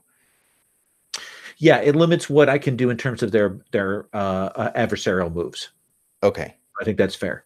Okay. And what's your third pick? Well, so that's my first, and then I am going to impress, surprise, or frighten the opposition. Okay. Because I think I want the yokai to like stop and look. Ooh, interesting. Because I just smashed their boss. Okay. To give them have to kind of catch their breath there. Okay. And the third? I'm going to create an opportunity for my allies because they're not paying attention. So I'll take the blow. Okay. So go ahead and roll. Take a powerful blow. Okay. So I roll plus conditions. I have 1. Yeah. Oh, look, low roll 5. Well, the good news is you get to mark potential. Woo. And you throw him through this, and he essentially shifts. Like you see him shift. He's still out of line of sight of the people, but you see him camo blended. You can't see him. Like he changes coloration and everything, and like he chameleons out to blend away. So you're gonna have a difficult time finding him. Does that seem fair? Yeah. Can I? So I like stand up a little bit, and I've got like dust and like splinters sticking out of my shirt, and I just look around, and I'm like, Briggs. Absolutely. People are the yokai are like, what? That wasn't what was supposed to happen. This is, we've got to get moving here, do something. So let's swing back to Sarah. Right. So I'm up on the roof with these 3 yokai. Yep. Who are coming after me. Absolutely. And I think I'm getting off of this roof. Okay. So you want to essentially try and escape from them? Right. Get down to ground level and rejoin my team. Okay. That seems like unleash your powers to use your abilities to get away from them before they can come at you. Does that seem fair? Okay. Yep. All right. And that is a 6. Well, you got 2 in the team pool. Yeah. Yeah. I mean, do we want to spend it? I don't want you to get screwed up right here at your own set. Okay. Yeah. Okay. Yeah. I mean, Zan, think you can? I mean, it's like I jump off the building and I am trusting Zan to catch me. Zan is over in the other area with the characters. And so you're like using his gravity gun or something. Right. Zan, how are you doing that? How are you helping? Well, I might be passing right at the same moment with the console woman. Okay. So she could be jumping into my gravitational field and join me. All right. So team is 1. So yeah, you will leap out away from them. Do you want to mark a condition? Or is it temporary?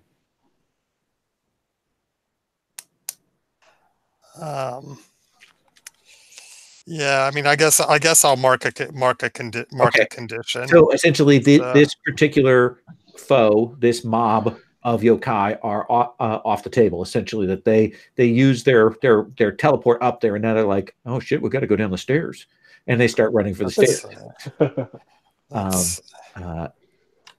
And what are you going to mark? I guess I'll mark angry. Okay. That seems fair, especially since your dad's up on stage. He stole the thunder. Yeah, right. Let's come to you, Oddball. Alrighty. What do you want to do? These yokai are coming at you, but then they hesitate, and you see collateral damage start bringing the stage down, throws Briggs through it. I think despite him wanting me to get near him, I think that I have to see him. So I'm going to attempt to do something he can do that I have not done before. I am going to unleash a power that my future self has. I'm going to go gaseous and diffuse and just flow straight towards the stage, arriving in there. Absolutely. Let's have you roll. Now, I can mark a condition to roll Savior instead of Freak. Okay. When I do this, is that I have to mark a condition, or can I choose to roll Freak? Because I believe you can still choose to roll Freak. I will roll Freak then. Yeah. That's a 9. That is a 9. So can I help? Oh, sure. I got you've got your stuff there. I've got 2 hold that I can spend like it's team pool to help Oddball. Oh, that's perfect. Boy. So what is it you do? I think I'm standing there and I'm like the anchor, right? Like the risk of the gaseous form is that you could lose yourself. But like he's got something to go to. Oh God, yes. I think you kind of feel and you'll hear my voice. I'm here. We're gonna find him. Perfect. You will also see that there's some stuff under here. Doesn't look like AV equipment. looks like there might be some sort of massive supervillain bomb underneath here. Oh, Lord, a doomsday device. Yes, so we definitely see that. We also see the yokai out in the crowd. The ones that aren't pursuing you are starting to let loose on civilians. Essentially, they are creating the chaos that they are there to create at that moment. Zahn, you've caught Sarah, and you've got a hold of this secondary Briggs. What do you want to do? Hey, Sarah, nice of you to stop by. So I got here the odd ball, and I look at her and say, there's one. We've got pretty much everything figured out. Just one thing that doesn't click. Why do you do this? I'm trying to pierce the mask. Okay, let's have you roll. Pierce the mask. Was it mundane or? That is mundane. Oh, damn it. Okay, I've got one. So what'd you get? One. So I need you to roll Take a Powerful Blow. Cool.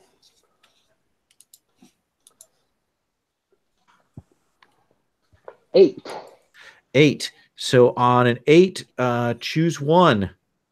Lash out verbally, provoke team rate, or take advantage of influence to inflict a condition.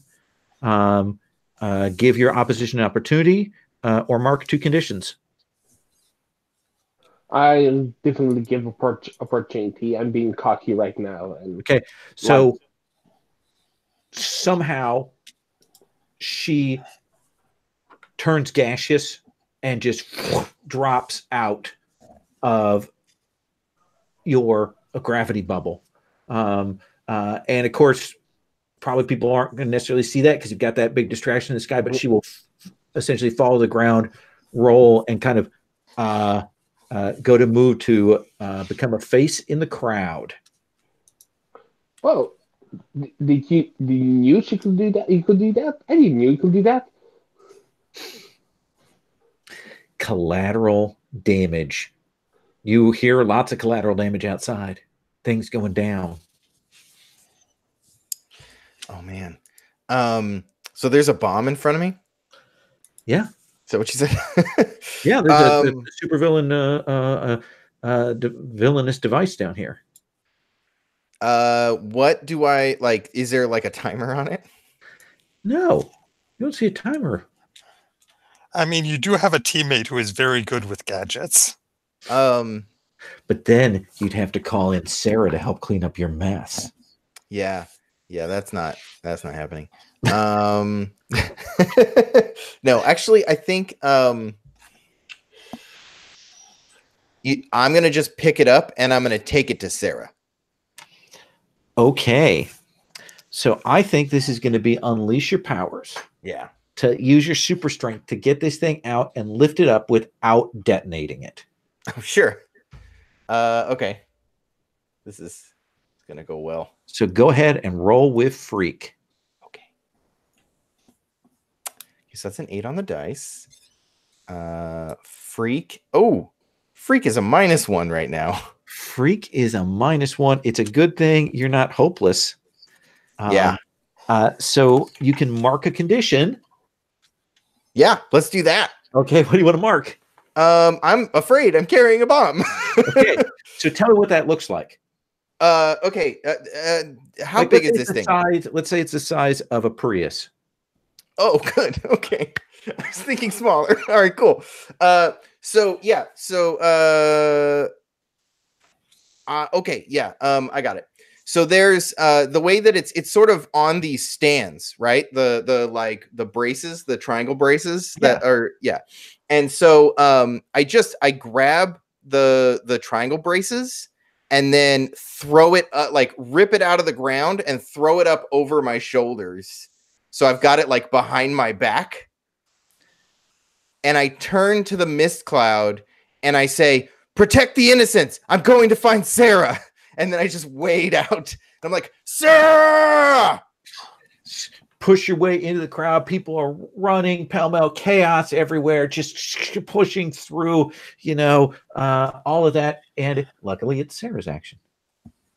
Yeah, I mean, I think I am going to make this bomb safe. Okay. I feel like this is a defender move. Absolutely. Let's have you roll Savior. And that is a 10. That is a 10. So you can take influence over collateral damage. You can add a team to the team pool, or you can clear a condition. I'm going to add a team to the pool. Okay, so team is 2. Tell me what we see on panel of you disabling this bomb. Right. I mean, I think...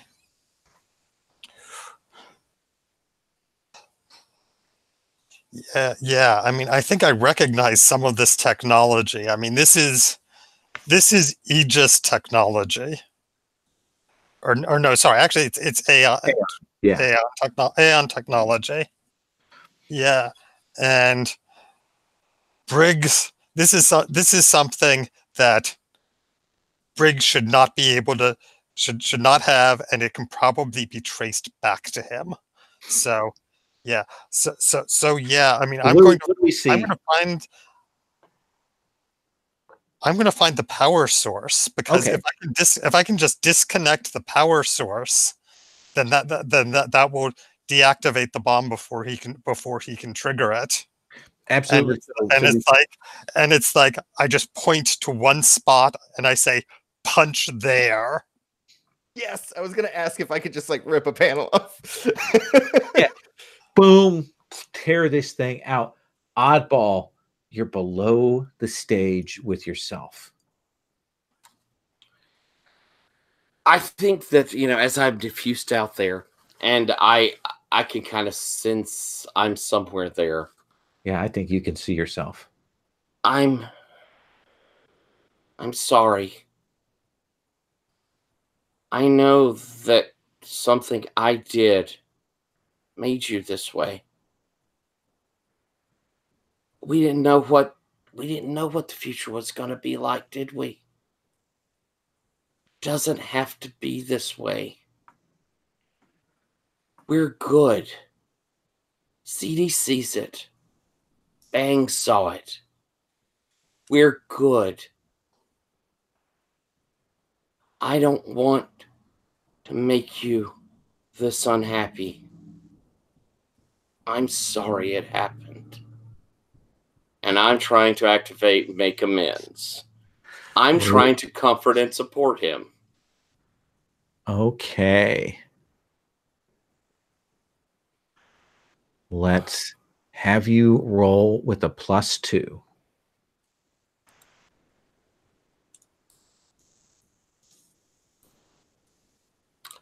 That's a 13. That is a 13. He does not have to open up to me.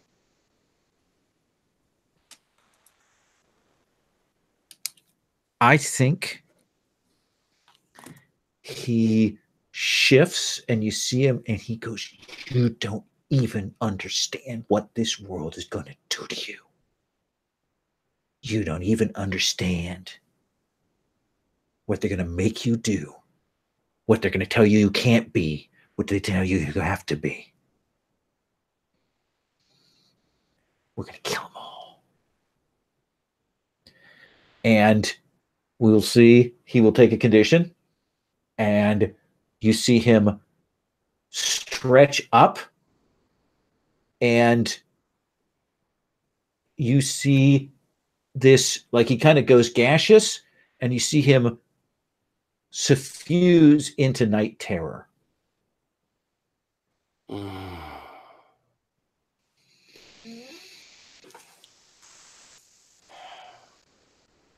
I feel like I'm broken. I'll wait a minute, do things. Okay. Yeah, you're like, I mean, you you said what you needed to say, but this, at least this version of Briggs, this particular identity is so broken. But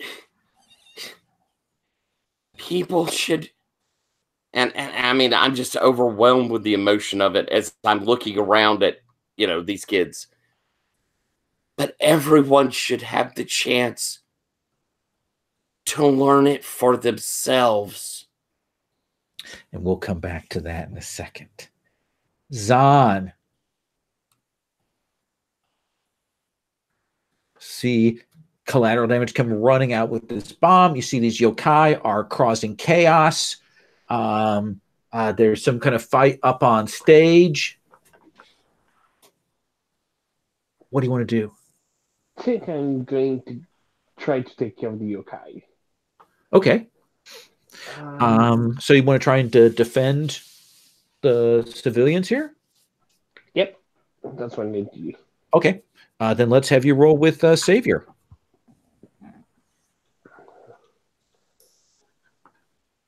Why do I choose? Oh my god. Oh no, this is. I should not have done that. Okay, I rolled a 10. This means I fail at 6. Yes. Because of the insecure. Yeah. I'm insecure. I have -2 Savior.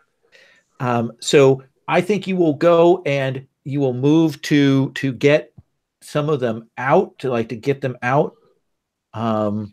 And I tell you what, here is me being generous. They will turn their attention to you. And so rather than you not being able to stop them from cutting people down, you're going to have to roll take a powerful blow. Okay, I'm good with that. Okay. It will have been also okay if I just, since I'm not caring that much about people, I could have rough the civilians or something like that. Let's see. All right. Take a powerful blow. 4, 5, 7. Okay, on 7 to 9,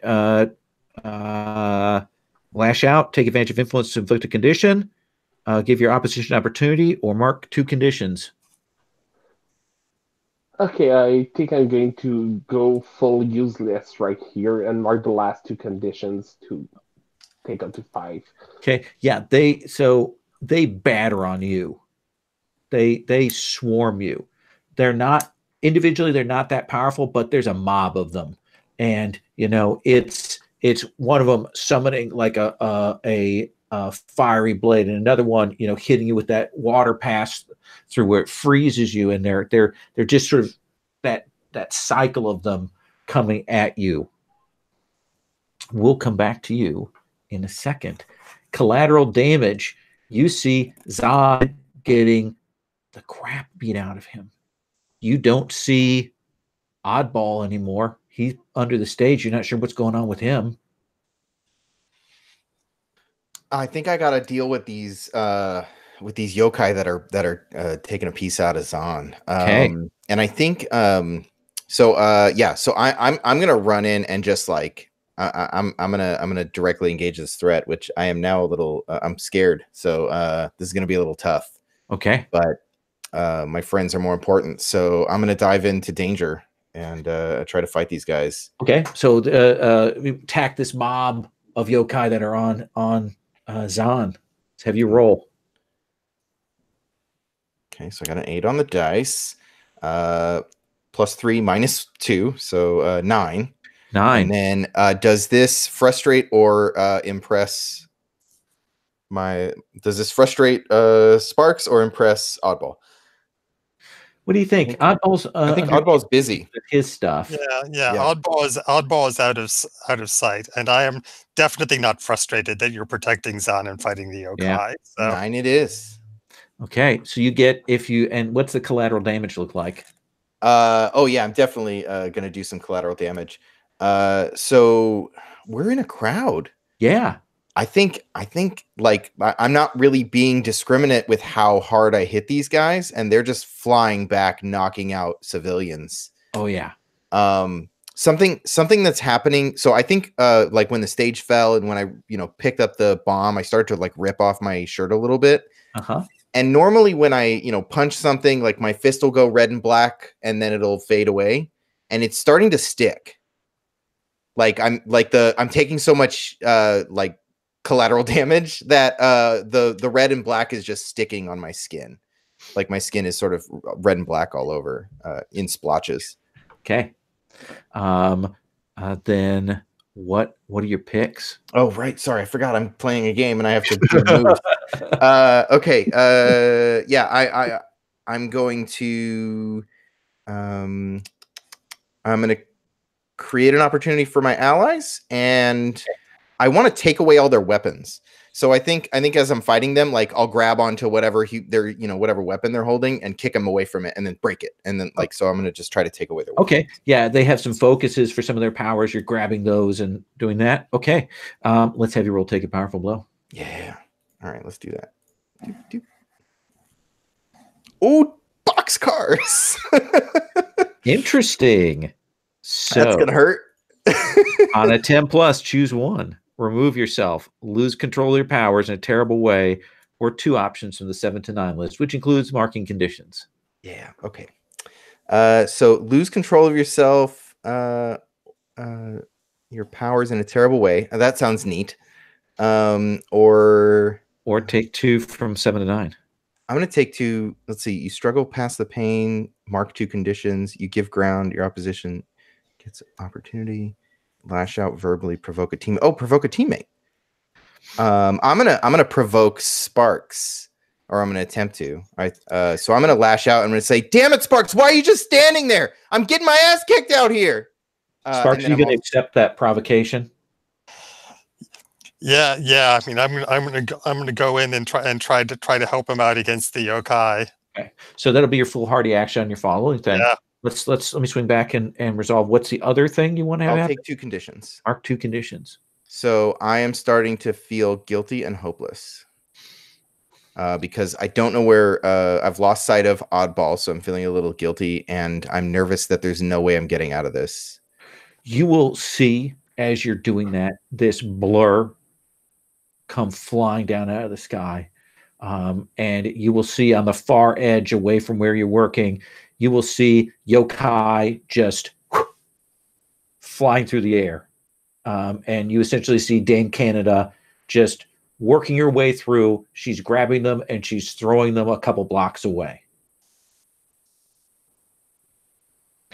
Sarah. Yeah, I mean, I hate to disrupt the momentum, but I really need a bathroom break. Okay, let's take 5, and we'll come back on.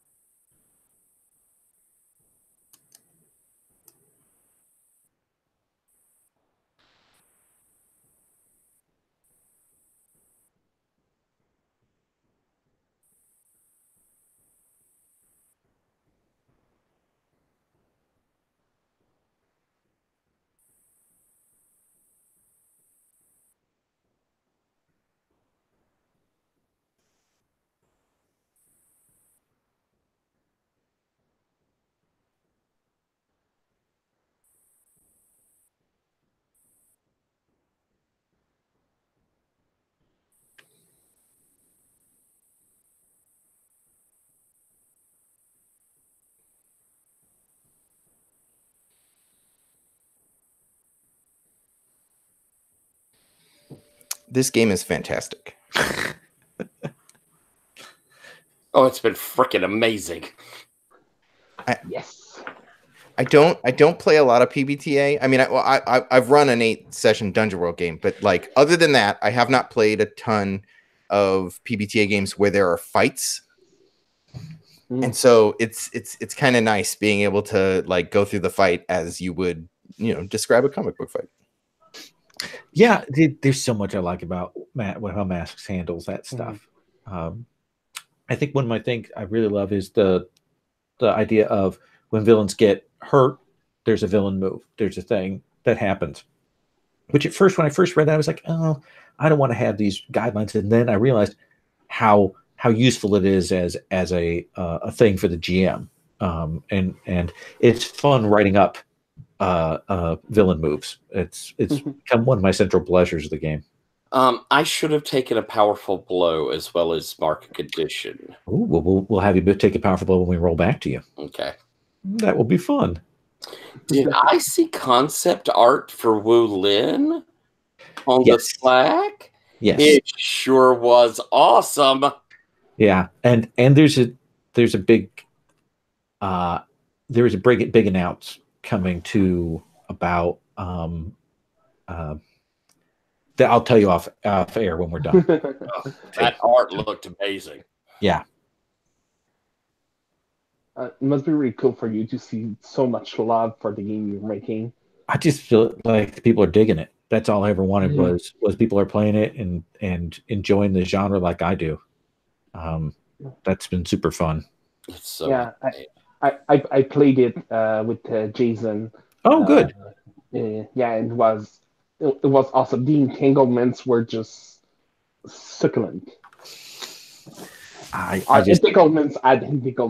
Yeah, I love heartbreak in those kinds of stories. So I love heartbreak, and then we get a boot to the head, and then we and like that cycle. So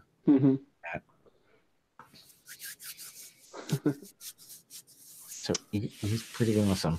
I still need to play it. I haven't played it yet. Yeah, you if we'll tell me when, and we'll see about getting you in. I have saved seats for people from time to time. So you tell me. And it's a lovely game. I got to play it with him at the con, and it is just. Oh my God, Tyler's character had his heart completely broken. Oh, that's so sweet. The lover that died. Was it in your arms? No, it's in Patrick's arms. Arms. Yeah. The fellow PC. You turned cold, black-hearted in your seeking vengeance at the end, walking off into the sunset. Oh, so good. Yeah. This has been absolute. I'm telling you, this mask has been amazing, Lowell. Last session, tremendous. This one has been spectacular. It's been just really a huge pleasure. Yeah, I still might kill you, so don't get too excited yet. When it's in death, it'll be all right. I'm sure I will go on, as Miss Celine says. Well, you know what they say about death and comic books. It never really sticks. Never. That's right. God, Kurt, you have been amazing. I have enjoyed so much playing with you in this. Same. This game is so fun. Oh my gosh, I'm gonna miss it. Sarah, you've been provoked. You're gonna charge in. I mean, there are lots of these yokai still. You're gonna charge into them. Yeah, I mean, I'm going for the ones that are most directly engaged with collateral damage. Okay. Then let's. Are you pulling your punches? The thing, I think you've been provoked into foolhardy action. That's true. I mean, I think I have. Oh dear, that would be really bad. I mean, can I roll to defend?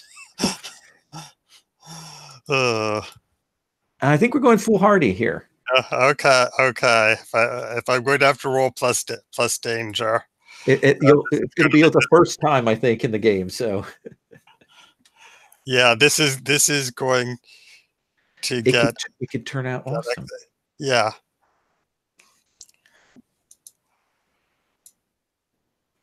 Or it could turn out to be a 1. Oh, so it did turn out awesome. So you will get over and get in the midst of them, and the some of them shift over onto you, and I think that they are going to essentially pin you down and start beating on you, and I think you're going to have to take a powerful blow. May I try to defend? That's an interesting thing. I always wonder about that when we've already got that fail going on. I think if it were like the standard thing, but I think that with the fail state, I want to roll forward on that. Perfect. So just take a powerful blow. That makes simple sense. You might walk out of this, and then I've got another part of the move. Okay, well that is a 12 on my never give up, never surrender. Awesome. So then you stand strong and you choose one. Yeah, that's.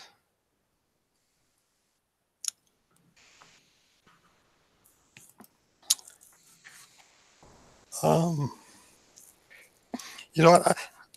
I think I'm going to sort of combine. You get an opportunity or opening against your attacker, and you keep your attacker's attention. I think they're going to be so busy going after me that they're open to collateral damage. Absolutely, that makes sense. Even as you kind of stand up, you see Night Terror twist, blood come out of his mouth, and he collapses to the stage.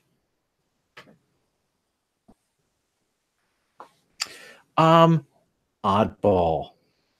You see yourself, your future self, grab,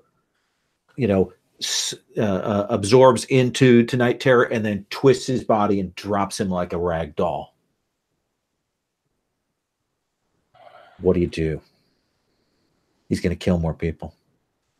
So he's just like wrapped up. Now, is he formed, or is he like get inside of him? I imagine that you see him now, like he drops the body, and kind of forms out of the gas. And I know he's going to kill more and more. Yeah. Do you want to roll that take a powerful blow we talked about? Yeah, I need to do that, I think. And I have 2 conditions. So I roll badly, which is well. I take an 11. What are you going to take for your pick there, sir? And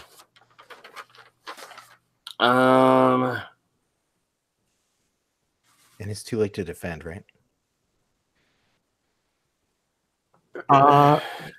Well, what did the take a powerful blow roll out of that you were doing that from? Was that from? That was from when I tried to talk to him and he rejected me. Okay, so I don't think that's a it wasn't from a GM hard move. So I think if you wanted to defend, I would let you defend collateral. Yeah, because it's honestly it's emotional pain that I'm dealing with. CD. Yeah, I would definitely want to try to defend. Okay, then let's have you roll savior. Okay. And when I defend my love, I get to use danger. Woo, look at you. So let's my hero. I know. Okay, so that's a 6 on the dice. Do I have the -2 to the danger stat, or is it just if I try to do the engage a threat? Because I'm afraid. To defend self is insecure, and that's the one you don't. That's the one I don't have. I did that on purpose. I left defend is all I got left. So you're perfect. Cool. So what did I get? A 6 on the dice. So that's a 9. Okay. Oh, and I take +1 if I impress my love. So what happens? what do we see on screen? I think so collateral like makes their way out of this melee. They're bleeding. Their skin is doing the black and red thing, and they find and they come into the stage area, coming back looking for Oddball. And I don't. Have you gone out of the gaseous form now? Like, I mentioned I would have kind of coalesced when I was talking to him. Yeah. So I think I actually lean on you, and I lean on you, and I say, I don't know if I'm going to make it. There were so many of them. I'm kind of hurt. And then I squeeze your shoulder real tight and I say, can we do this? Try to pull you out of your self-revelry. Oddball, he stands there absorbing some of that emotional pain. You see your future self. Briggs is coalesced. And because you're you, he's changed his face back to you. Like, he's older you, but he looks like older Oddball now. Mm-hmm. That's what I will become. Yeah. Takes a moment, probably kicks Night Terror's body forward a few feet. I don't know that other piece of Briggs is away. I only have this one here. I have CD beside me. Yeah. We can do this. And I'm going to, with him beside me, I'm going to shoot forward my arm. It's going to transform to where it looks like a syringe. And it's going to try and hit Briggs right in the chest. And I am transforming my blood into acid. Okay. You're doing a horrible attack. Let's have you directly engage a threat. Okay. You are not afraid. I'm not afraid, but I'm not great at that. Danger 0. All right, here we go. Come on. Oof, that's a 5. I can get you to a 6. I still have one hold. I don't know. We got one in the team pool, don't we? Can I spend both? Or does someone else have to help too? Normally it is that we have to have 2 different people, but I'm going to say, because you have that move, if you want to additionally spend from the global pool, I will let you do that. Okay. So I see the dude is like dodging, right? Like he's gonna duck out of the way or turn it back or something like that. And I am gonna just, like, faster than you thought I could move, be right beside him, holding him. And so when you directly engage a threat on a 7 to 9, pick one, Oddball, in addition to dealing that condition.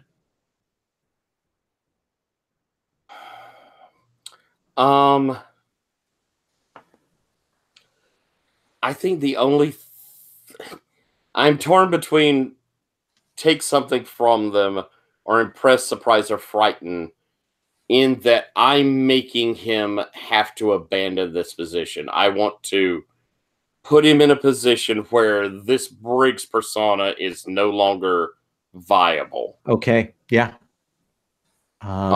So is that take something from them? Yeah, I will say that will essentially destroy this part of the split. Okay. Leaving only that other part. And so we'll see as you push him into it and my arm, and we see the flood of this transforming in my arm that looks like a syringe going into him as I look across into his eyes and I say, you miss so much. And look over to CD. I'm not going to miss that. Let's have you roll take a powerful blow. Ugh. As he says, the first time you kill is easy. And I took a hit. I got an 11. Oof.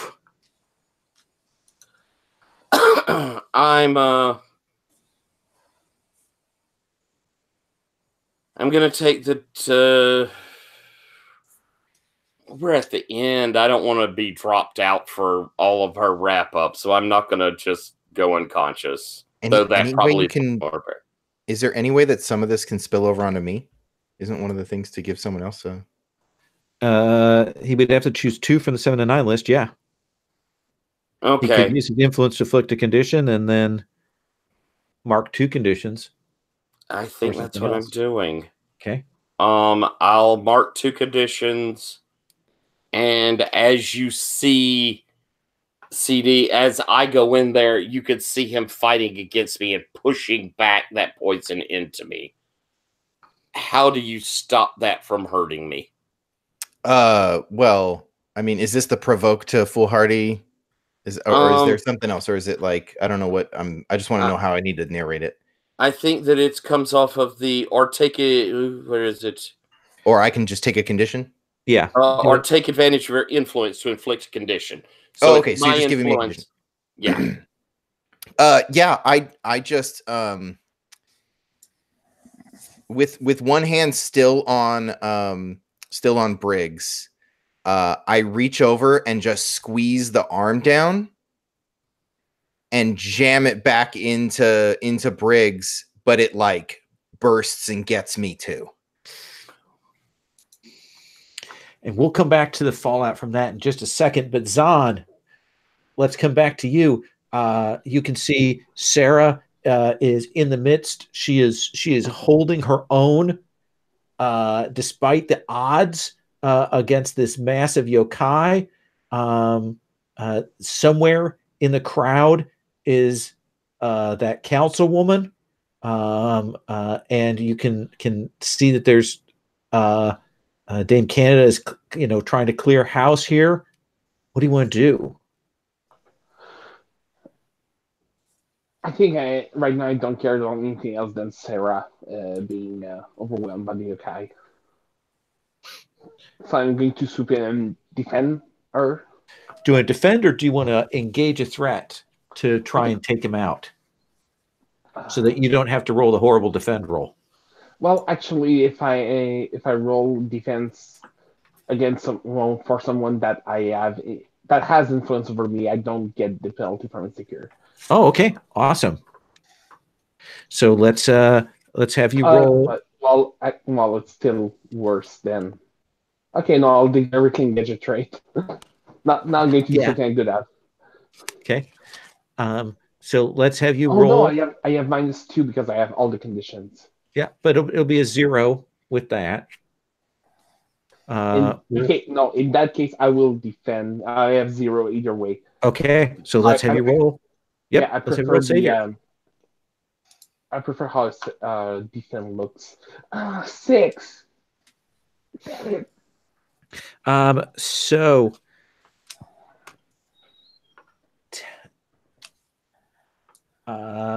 now we have one team left in the team pool, Sarah.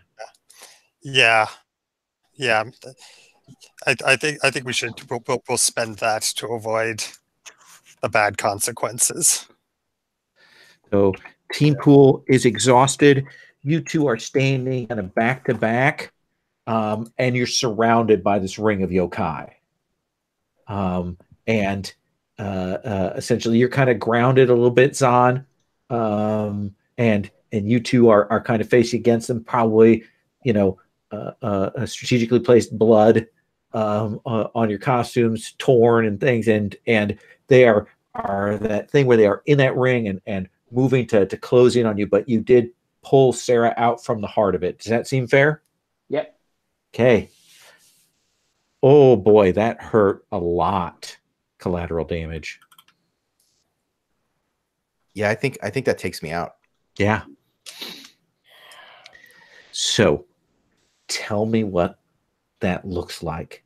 Is there a beat where you look? What do we see? What is odd? Most importantly, what does Oddball see happen? So you described it as acid. So I think it starts burning away my skin. Unless that's too dark. This is masks, so you tell me if we're on tone. But yeah, it starts like it's burning away. It's more steam. We see smoke rolling. Yeah, up you see the smoke coming up, right? And like some redness. And this like red and diamond pattern scales are like flickering and trying to recover it, but it's everywhere. And I fall to my knees, and it's, you know, it's overcoming me, and my eyes are starting to go red, and I look up at Oddball, and I'm like, you know, I'm sorry, Oddball.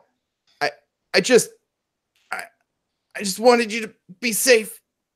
And then like falls forward, and the rippling and burning, and this like explosion of like I kind of want it to be like flame. Yeah. Like this burst of flame just comes out of me and burns away all my stuff, and like my hair is gone, and these like horns come up, and this like his hands go to claws, and there's like spines coming off of his elbows, and just a second goes by, and then he starts to get up, and his features are a lot more slender, and they are a lot more feminine, and she looks at you and says, I'm sorry, where am I?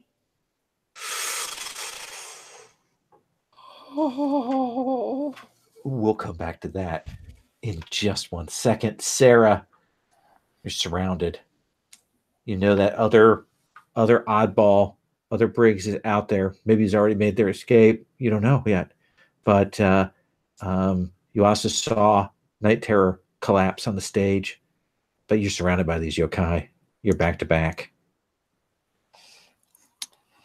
Yeah, I mean, I think... And it's at that moment that Dame Canada comes swooping through, smashing them aside, sending them flying every which way, just like pins. And she looks down and she goes, I'm a better hero. And I give her a salute, and I'm going to go, and I'm going to make the choice to let the councilwoman get away, and I am going up to see if my father is all right. Let's have you roll mundane.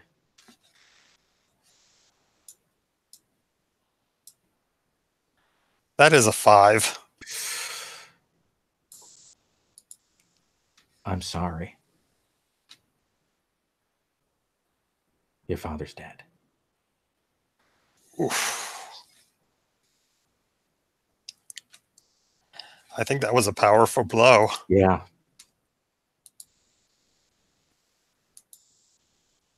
And that's a 3 again. You will stand strong, mark potential.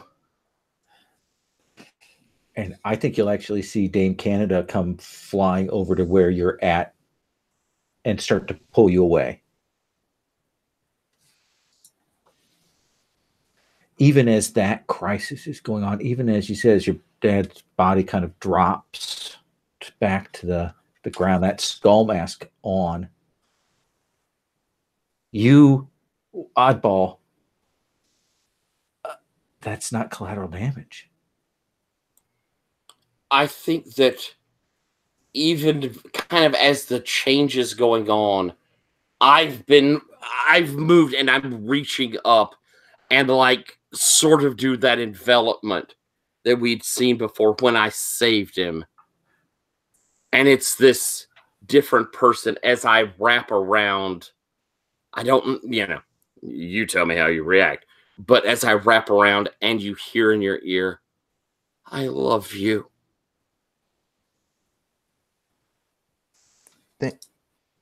Thank you. And I think with the different voice, I sort of pull little back so you could kind of see my face rather than me just being around you. I'm sorry. I've upset you. I didn't mean to. You didn't upset me.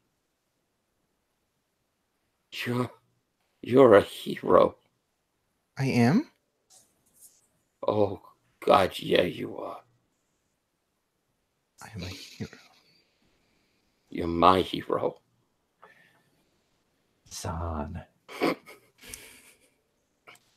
what are you in the midst of all this chaos? What do you do? Sorry, Simon needs 2 seconds. My heart broke. Zan is going to. He looks at Sarah and Nightcare that died, and Sarah clearly upset. He looks at all the chaos around everything. He's hurt. He's angry, guilty, hopeless, insecure, everything. So his mind just kicks in normal moments. Say, "Oh, fuck it," and takes off. Ooh. You're fleeing the situation. Just this is too much for you. Yeah, no, yeah, that's more than I can handle. That makes sense. You're hit with all these conditions, all these mixed feelings, and you fly away. This wasn't even my battle to begin with. I was tagging along with a group of people, and now they're shattered. It's it's not my place right now. Okay. I have one teaser bit, and then I think we need to move to epilogues for this. I think in the midst of the crowd, we will see Jessica Okane, that council person figure. We'll see her. She's faded, changed into various people as she's moved through the crowd. And then I think we'll see her lean against the building, and we'll see her face change. And her face changes to a face we've only seen like once before at the beginning of this whole mini series. The face of that person who came to Oddball, who drug him to the future, the sort of the good self of Oddball. And you see that change into that face, and it kind of probably grips into the building, and then kind of shakes itself and starts to walk off into the crowd.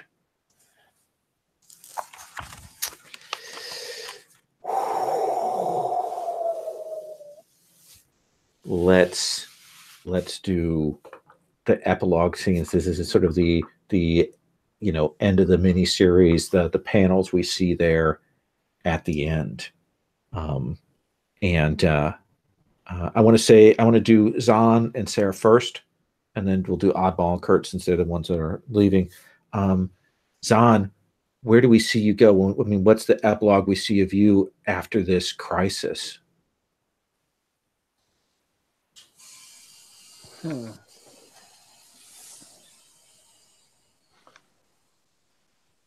I think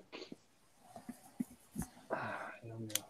I think Zahn after fleeing, like went far away, like maybe left Gauntlet City for a while. I know I'm a routine character, so I'm going to come back anyway. So yeah.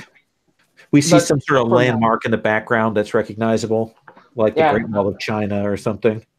Oh, that would be great. Well,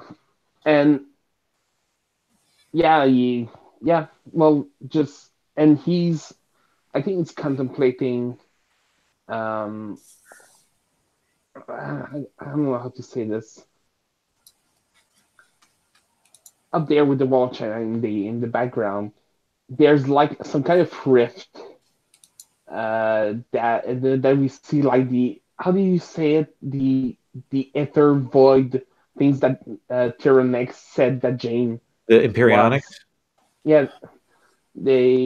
she was lost in. We can see like the blackness inside us, and he's like he wants to jump in and go back to her, but just as he moves his hand near, you see the crippling effect on his hand, and nausea comes to him, and he's struggling there, and days pass, and he still for weeks, maybe months, he still is next to that rift, wanting to do something to escape this dimension, to go back to his friend, but cannot do this.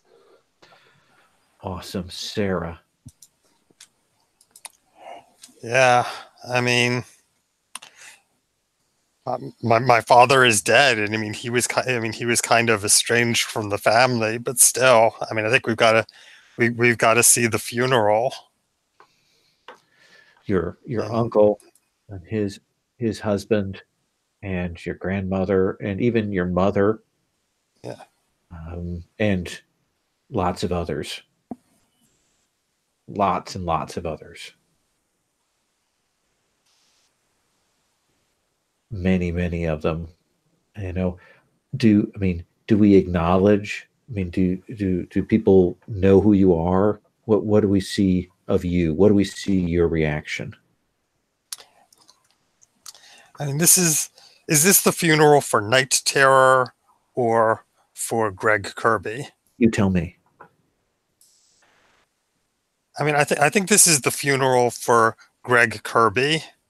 I mean, and there was also a memorial service for Night Terror, but I don't think his identity has been disclosed. So he actually knew a lot of people. Even,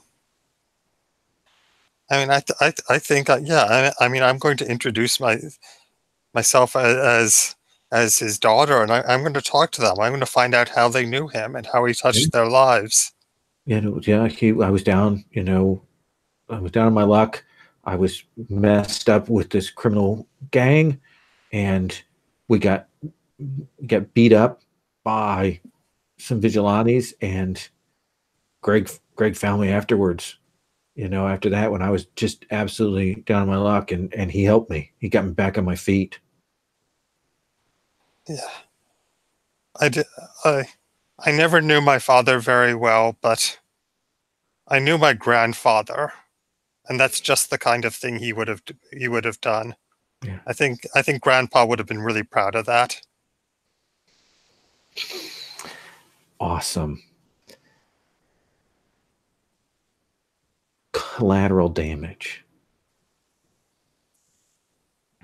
Yes. What is your epilogue? So I went a little stronger with the memory loss because I knew I wasn't coming back. I think the only person that she remembers is her sister. So there's this scene of if you're okay with it, Oddball, like returning her home, and trying to explain that, like, no, this is Jack, and I forgot my character's real name. This is Jack, and something happened, right? And it was like, and there's probably like, the Optimax people said there might be side effects, right? Like that sort of scene. And she's just like, so this is my friend. He helped me, and he said that I told him he could come for dinner.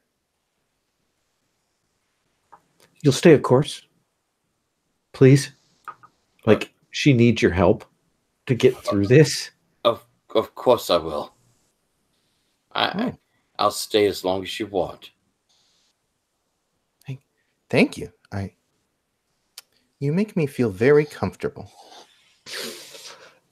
I think that's Tyler. Epilogue. I think we see Oddball like leave the dinner, and there's like tears in his eyes because I think there's something he's realizing, that he fell in love with a person and he felt the weird shame of, what sort of person he was falling in love with. Now it's a female, but that didn't change the fact that he was in love.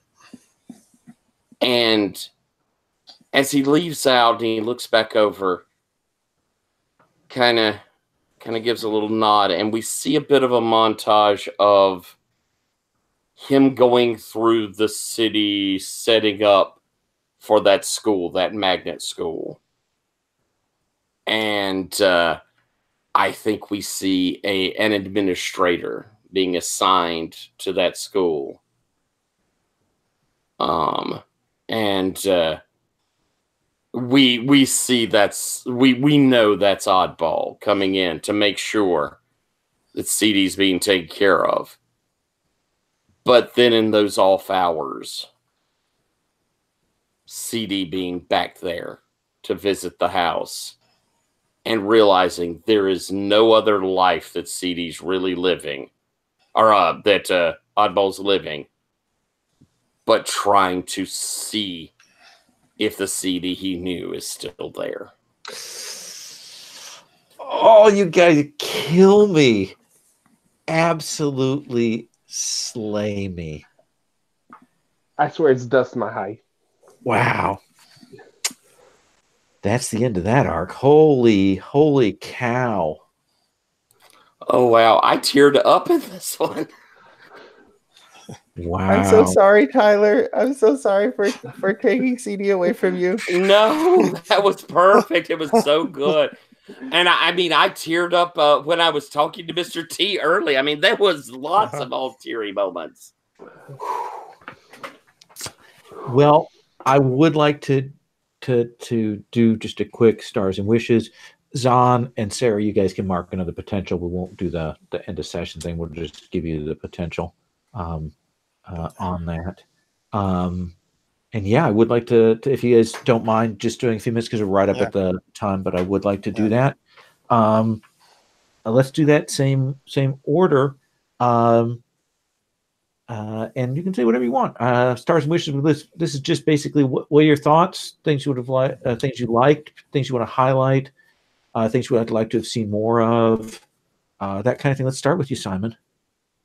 Yeah, stars to well, actually everyone, but particularly Kurt and Tyler. Your characters were so awesome together.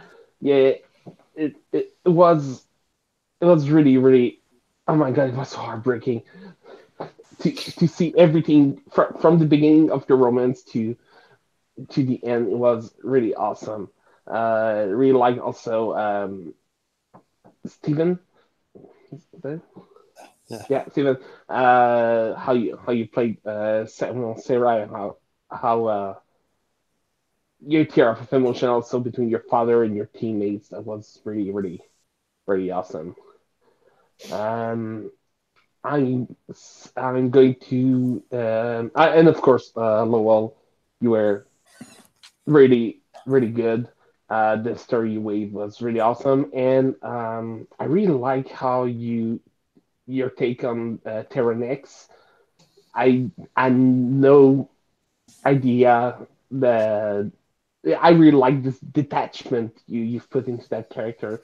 And my wishes is actually to have him involved in doing the next series. Yeah, we'll try and get more of that plot now. We've kind of got them named. And I know that Chris Newton's returning, and the Imperionics was tied in with his origin. Nice. It's a time thing. So we'll get some cross-pollination there. So Excellent. That's awesome. Awesome. Stephen, moving some of the legacy stuff along, your thoughts, stars, wishes? Yeah, I mean, it's definitely stars to you, Lowell, for a really well-paced and satisfying session that just wrapped the series up really well. I mean, definitely stars to Kurt for that session where, like, he and Sarah earned each other's respect. I mean, that gave that whole emotional arc a satisfying resolution. Yeah, and I really liked the way you were playing Dame Canada. I wanted to give you a good payoff for Right. having made that effort to bring her in. So Yeah. anything else you want to point to? I mean, not at the moment. Just really satisfying session. Okay, fair enough. Kurt. Oh my God, so many stars to everybody. I'm just gonna go down the line. So Lowell, you, I love playing games with you. This is the second like 4-part series that I've played with you. You are a master at pacing games and knowing when to like jump in and interrupt a scene where it feel like it adds to the tension and makes it feel more dramatic than rather than like these people are talking. Like my wish is going to be to play more games with you. So there's that. But thank you for running the game. Zahn is super amazing. I really liked the way that you played Zahn. I don't know how much of I haven't read the playbook, the Wanderer, but just the aloof nature of Zahn was super cool, and like the fact that you went to go get help at the end and got this like showed that it pained you was really cool to watch that. So that was super cool. I wish that we had gotten more scenes together, but I'm glad I got to sneak that one in at the end. Thank you for having Sarah. I'm just gonna give wishes to everybody. Thank you for yes-anding me, and I'm sure that Sarah probably wasn't like you probably didn't expect to have like a fight, right? Between to Right. maintain control of the thing. So thanks for going with that. Right. Because that was like one of my favorite parts of it was the like banter back and forth of like who's in charge here. So that was really fun. And I thought you did a really good job of bringing it back and making it feel like, we could work together at the end. Right. And all the stars to Tyler. Thank you, Tyler. Oddball is so sweet, and I loved our romance, and I was so excited that I got to take it away from you. But no, like just every scene we had together was pure joy. So yes, thank you. And wish is more games with you guys, because I'm not coming back. So So good. Tyler, so glad to have you come and play in this. So please. It was so awesome. First off, Lowell, all of these sessions were magnificent, but it felt like it just kept building. Last session was fantastic, and I was like, how in the hell are you going to overcome that emotion? And then this one was just, I mean, this was tear down, tear to the eye, amazing storytelling. So many stars to you. Watching you come to decisions, because we were coming up with odd things, and you adapting to what was happening, and the story still flowing so perfectly, so beautifully. And of course, you're the greatest ever. You're the reason I'm here in this group. I know you're amazing. So you're phenomenal. I would say, Simon, I think I mentioned when we had a little break time in there how much I have enjoyed playing with you, because first off, you bring so much enthusiasm. There's such joy in your play, and I so much enjoy that. And then Zahn was such a complete character. You have a nomad who's, the idea is a team makes them want to stay. You had a team that makes you want to run. I mean, we were horrible. And to see you go through that process of, I can't leave. And then your epilogue gives that so much more weight with the pain of trying, but you're stuck. All the things you did in there were magnificent. You played it so strongly. And Simon, I had so much fun playing with you. Stephen, you and I played together a good bit. But there's something about how this one went that was really unique and different. Sarah was a leader that, you know, there were problems. It was a thing where we started off together struggling up a stairway, and all the way through it was like everything was in our way for things going right. But Sarah remained true as this kind of decent person. But how you played, how you and Lowell worked your backstory was phenomenal. Watching that interplay with you and your dad, that was I mean, that was so amazingly well done from both your parts. Right. And Kurt, God, I love CD. I loved how generous you were with me, how amazing that relationship ended up working. It was heartbreaking. It was so sweet. I think I've said before, even if Oddball wouldn't have fallen for you, Tyler would have fallen for CD all day long. Oh my God. Everything we did together seemed to just build, and you were always so generous. And I can't thank you enough for that. I hope we get to play together again. I hope I get to play Mask again with you, Lowell, running. You have a beautiful take on this. And wishes, I hope y'all have fun while I languish on your wait list next month. I do want to point out how well you guys work together. Like this was a really strong group for playing off of each other, for supporting each other's ideas, for listening to each other and doing that collaborative play. It was very strong, like really good. And that's a significant portion of why this game clicked, is because all of you were on the same page and really moving it forward. So, whew, man, I don't know how I'm going to describe this to Sherry. I don't even know. So thank you very much. I'm going to stop the broadcast.